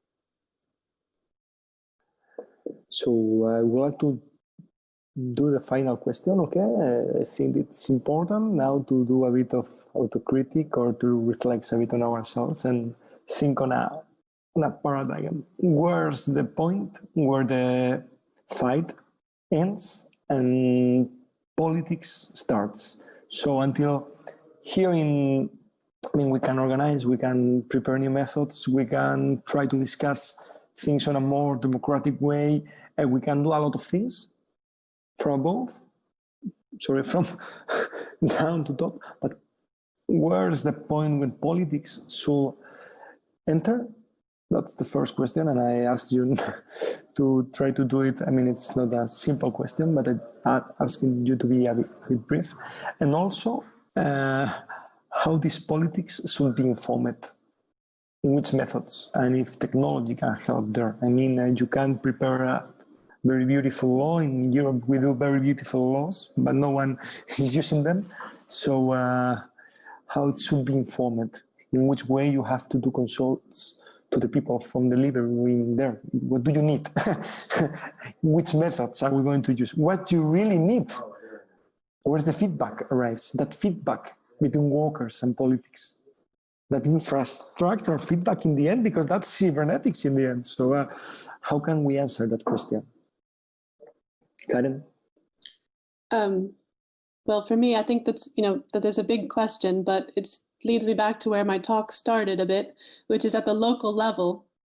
The experience of being a delivery rider in Edinburgh has commonalities with being a delivery rider anywhere in any other city, and there is a kind of universalizing, flattening approach to platforms to make all localities similar and kind of constrained within the logics of the platform. So if we try to place the level of politics there at the cosmic transnational level, I think sometimes we get overwhelmed. But at the level of the city, which is part of why we wanted to develop Edinburgh and make something that works here, which then can be taken to Dundee and taken to Glasgow and replicated, and why working with the local trade unions is so fundamentally important, right? Because once we gather this data, it goes to the council. I'll tell you honestly, in truth, a lot of this started with workers telling me about potholes. It's dangerous to ride your bike here. I'm going to get hit by a car. I need to know where the potholes are. okay, well, I can make a map, and then I can take that map to a city councillor, and I can say Deliveroo is responsible for keeping these streets safe. You cannot operate here if there's no funding for the infrastructure. So you have to pick and choose a little bit the more local fights, I think, and match them up, which is why we need to talk to each other across research. I think with gig economy work, there has been such a proliferation of research in the last 2 to 3 years, but much of it is not coordinated. So, you know, acting at the local level, drawing politics down to the level of workers' lives, demanding real changes at that level, right? I think it's not outlandish that Deliveroo should sponsor safe, protected infrastructure on roads. If that's your workplace, and I have maps now to show you where this workplace is, it doesn't just happen everywhere in Edinburgh. The maps in that paper will show you that Deliveroo exploits already existing infrastructure, busy roads, roads that are already heavily trafficked. That's, you know, roads that are already more dangerous than other places. If I can gather the data and make an empirical case to a city council, I can fix those roads. Now, does that solve the problem of global capitalism and platform capitalism? No, but it provides protocols and it provides it provides models of how to do the research and how to build the research. And then from there, Scotland doesn't seem so big, right? Because what's worked in Edinburgh might be brought over to Glasgow, it might be brought to Dundee, and I have a network then. From there, other things can work in other parts of the UK. Do you know what I mean? You can kind of build small and big at the same time and share tools and tactics. And I think, you know, this is the challenge, is to work across the global and the local like this. And I think really, you know, beyond that, I'm not really quite sure if other people have a solution to what we found ourselves in, especially now post-pandemic, because so much of what workers worried about, and I think what we were worried about before COVID, seemed a bit, I don't know, well, the platforms aren't going to control every infrastructure in a city. That seems ridiculous. Doesn't seem so ridiculous right now, right? Amazon is pretty much the shop. Deliveroo is now literally thinking it can control the future of restaurants in small localities. So I think it is about, you know, pushing those local laws and putting the right actors around the table. That's the other bit. That's the harder bit. You know, this goes back to that interdisciplinary project and getting people to sort out their own agendas. And figure out how to collaborate together. But yeah, this is a real challenge, but I do think there's some hope there. And I think in smaller places there where you know, I can actually walk this data down the street to Holyrood and someone will listen to me. People are interested in this right now. So I think, you know, it is about just pushing this and then building the networks and sharing and building and not seeing one trade union or one researcher as the person who's going to solve it all. You know, it's like chuck that model right out. So that's also hard for people to hear because they're, you know, but okay, whatever.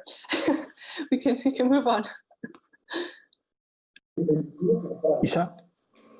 Pues genial que hagas esta pregunta porque, ¿no? La cuestión es ¿para qué nos sirve la política? ¿No? ¿Para qué nos sirve la política? Sino para planificar y planificar en base a las necesidades. Y ahora mismo, durante la pandemia, está claro que tenemos una necesidad que es reorganizar nuestra economía e intentar dinamizarla, la economía local, porque estamos viendo, ¿no?, que el desastre de la globalización y la financiarización nos lleva a tener que reinventarnos y más en el contexto de pandemia. Por tanto, yo apostaría por políticas locales como ha propuesto Karen, de dinamización de economía local. No diría de la economía social como si fuera algo que hay que proteger y aislar y mantener como, ¿no?, para que no nos moleste a los políticos, sino porque es una apuesta real con criterios ESG, ¿no?, de medioambientales, sociales y de gobernanza, que tengamos claro que sin estas políticas que ayudan tanto por la parte de la infraestructura como le podrían estar ayudando, por ejemplo, a Mensacas, a la cooperativa de Nuri y de las compañeras de Riders por Derechos, necesitan un local, es decir, las necesidades materiales hay que cubrirlas, no todo está en las plataformas, y también ayudando a poner en contacto los comercios de proximidad, las usuarias y estas iniciativas nuevas, ¿no? Que pueden ser ¿no? Una cooperativa creada para hacer servicio a domicilio. Porque esto es lo que nos va a salvar, entre comillas, ¿no? A dar una nueva vía de poder salir de las crisis, sobre todo en ciudades postindustriales. En Inglaterra ya se ha apostado por este tipo de economía circular, digamos, ¿no? Pero que aquí la innovación es importante porque tiene que ser una apuesta de la administración y de la política entendida como resolución de necesidades, ¿no? Y de dar soluciones a la ciudadanía. No hablo de los políticos en concreto, sino de la política, bien entendida, ¿no? En filosofía política, que es la resolución de problemas. Y yo creo que, bueno, lo que planteaba Karen también muy de acuerdo, ¿no? En esta línea. Juan, habías cerrado trazando fronteras entre ambos. ¿Cómo terminas? Primero tengo que admitir que sigo mucho los debates en España, sin dudas, ¿no? Yo, no solo por la afinidad del idioma, sino porque es evidente que hay organizaciones de usuarios que están en contacto al uno y otro lado del Atlántico, hay organizaciones de trabajadores que están en contacto, universidades que están en contacto, y eso sin dudas es útil. Me parece que, digo, localizando un poco ese diálogo, es notable cómo entre España y Argentina existen todos esos diálogos, pero no necesariamente existe un diálogo transatlántico de la política en torno a esta agenda. Probablemente no sea una respuesta a lo que preguntaba Ekaitz, pero me parece que es un tema pendiente. Y por eso estas instancias me parecen no relevantes, pero creo que se tienen que dar estrictamente al nivel de la política, no en el sentido estricto en el que lo decía recién, sino en el sentido de la política formal, ¿no? Es decir, me parece que existe la necesidad de que algunos actores políticos de partidos, movimientos sociales y partidarios que están trabajando esta agenda, la agenda de los movimientos sociales, la agenda de los sindicatos, la agenda de la protección de la seguridad social, la agenda de sostener las redes comunitarias a pesar del desastre de la pandemia. Me parece que ese diálogo está pendiente sobre la base de una agenda tecnológica de los pueblos o de los trabajadores y las trabajadoras. Creo que sin dudas a nivel local falta que los actores se sienten a la mesa cuando estas preocupaciones, estas agendas llegan a los ámbitos parlamentarios, judiciales o políticos o a los gobiernos. Creo que de nuestra parte podemos aportar en no excluir las estrategias de la economía social, las estrategias cooperativas, las estrategias estrictamente sindicales, las estrategias políticas, comunicacionales, sino complementarlas. Ahora bien, me parece que hay que economizar un poco el debate. Me parece que la clave en donde podemos llamar la atención de los gobiernos y también de la propia política, de la acción política, es si ponemos en el centro el problema de la intermediación de las empresas de plataforma, de las empresas en general, del capital. Es decir, la mera intermediación del capital, regulada en cada uno de nuestros países como mera intermediación, está destruyendo las economías locales, está destruyendo el valor del trabajo, está destruyendo empleos, y en la pandemia mostró además un nivel de concentración económica brutal. Como decían recién, hoy, por ejemplo, en Buenos Aires es evidente que entre 2 o 3 plataformas de venta y reparto de productos se concentra la distribución y venta de los artículos de primera necesidad en una ciudad de 14 millones de habitantes. Eso es un proceso que se está dando, y si eso no se regula, me parece que no vamos a lograr dar en el centro. Siempre con la participación de los trabajadores en estos debates, como decían las compañeras. Gracias, Ekaitz. No, a vosotras. Y para cerrar, como no ha podido unirse antes, y creo que es una de las voces probablemente con más capacidad de construir alternativas de nivel horizontal en España, sin duda, y con bastante ímpetu y con movimiento que están haciendo y que están verdaderamente desafiando las reglas y llegando hasta el poder y hasta donde se toman las decisiones, que es Nuria. Si estás por allí, manifiéstate. Creo que has estado siguiendo el debate, me han dicho desde lo central. Seguro que tienes algo que decir, estoy seguro. Entonces, nada, tienes los minutos de oro, que se dice, porque podría yo cerrar las conclusiones, podríamos dejarlo en un plano intelectual o más político, pero lo mejor es que hable quien está luchando y trabajando en eso. Hola, ¿qué tal? Bueno, perdonad que llega un poco tarde hoy, os he pillado a todos un poco a medias, así que tampoco puedo enlazar muchas cosas, aunque os he ido escuchando, pero bueno, ya se me habrá presentado. Soy de Mensacas, de una cooperativa que formamos a partir de la lucha sindical, que no deja de ser también una lucha el hecho de estar en una cooperativa ahora mismo. Y bueno, llevamos ya 2 años como cooperativa, 4 en lucha desde Riders por Derechos. Y bueno, ahí estamos. El día a día en la cooperativa es duro también. Tiene la pretensión de demostrar que una alternativa, que derechos laborales e innovación siempre son viables, siempre son posibles, pero sí que es verdad que al final también nos enfrentamos pues a un mercado donde te tienes que hacer un hueco muy concreto, porque evidentemente pues la gente se han naturalizado ciertos precios, ciertas dinámicas que lo que tienen detrás pues es una precariedad que si quieres luchar contra ella pues tienes que empezar por romper pues estas naturalizaciones y estas dinámicas a nivel social, ¿no? Así que bueno, esto sería a día de hoy Mensacas. Seguimos para adelante, ahora ya en subida, que ha costado mucho eso. Y bueno, también en su vida a nivel de lucha me interesó mucho lo que se dijo también del registro de plataformas en el caso de Buenos Aires. Ojalá que en algún momento podamos concretar un poco más para ver similitudes y divergencias en eso. Espero que en parte haya ciertas divergencias, porque espero que en parte nos lleve a nosotros hacia un lugar positivo y no negativo. Por eso me interesa mucho y también pues por las coincidencias que hay con Argentina, que creo que nos podemos aportar muchísimo.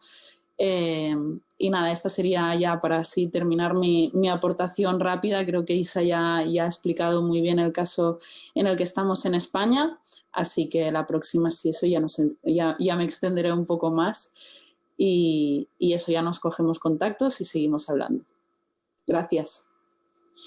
A ti, Nuria, y de hecho, bueno, esa era la idea, ¿no? Un poquito de ver cómo se puede trazar esas conexiones entre científicos de datos, entre movimientos sociales, sindicatos, cooperativas, ONGs, trabajando de base con cierta inteligencia técnica o académica, ¿no? Que sea capaz de reorientar de manera transdisciplinar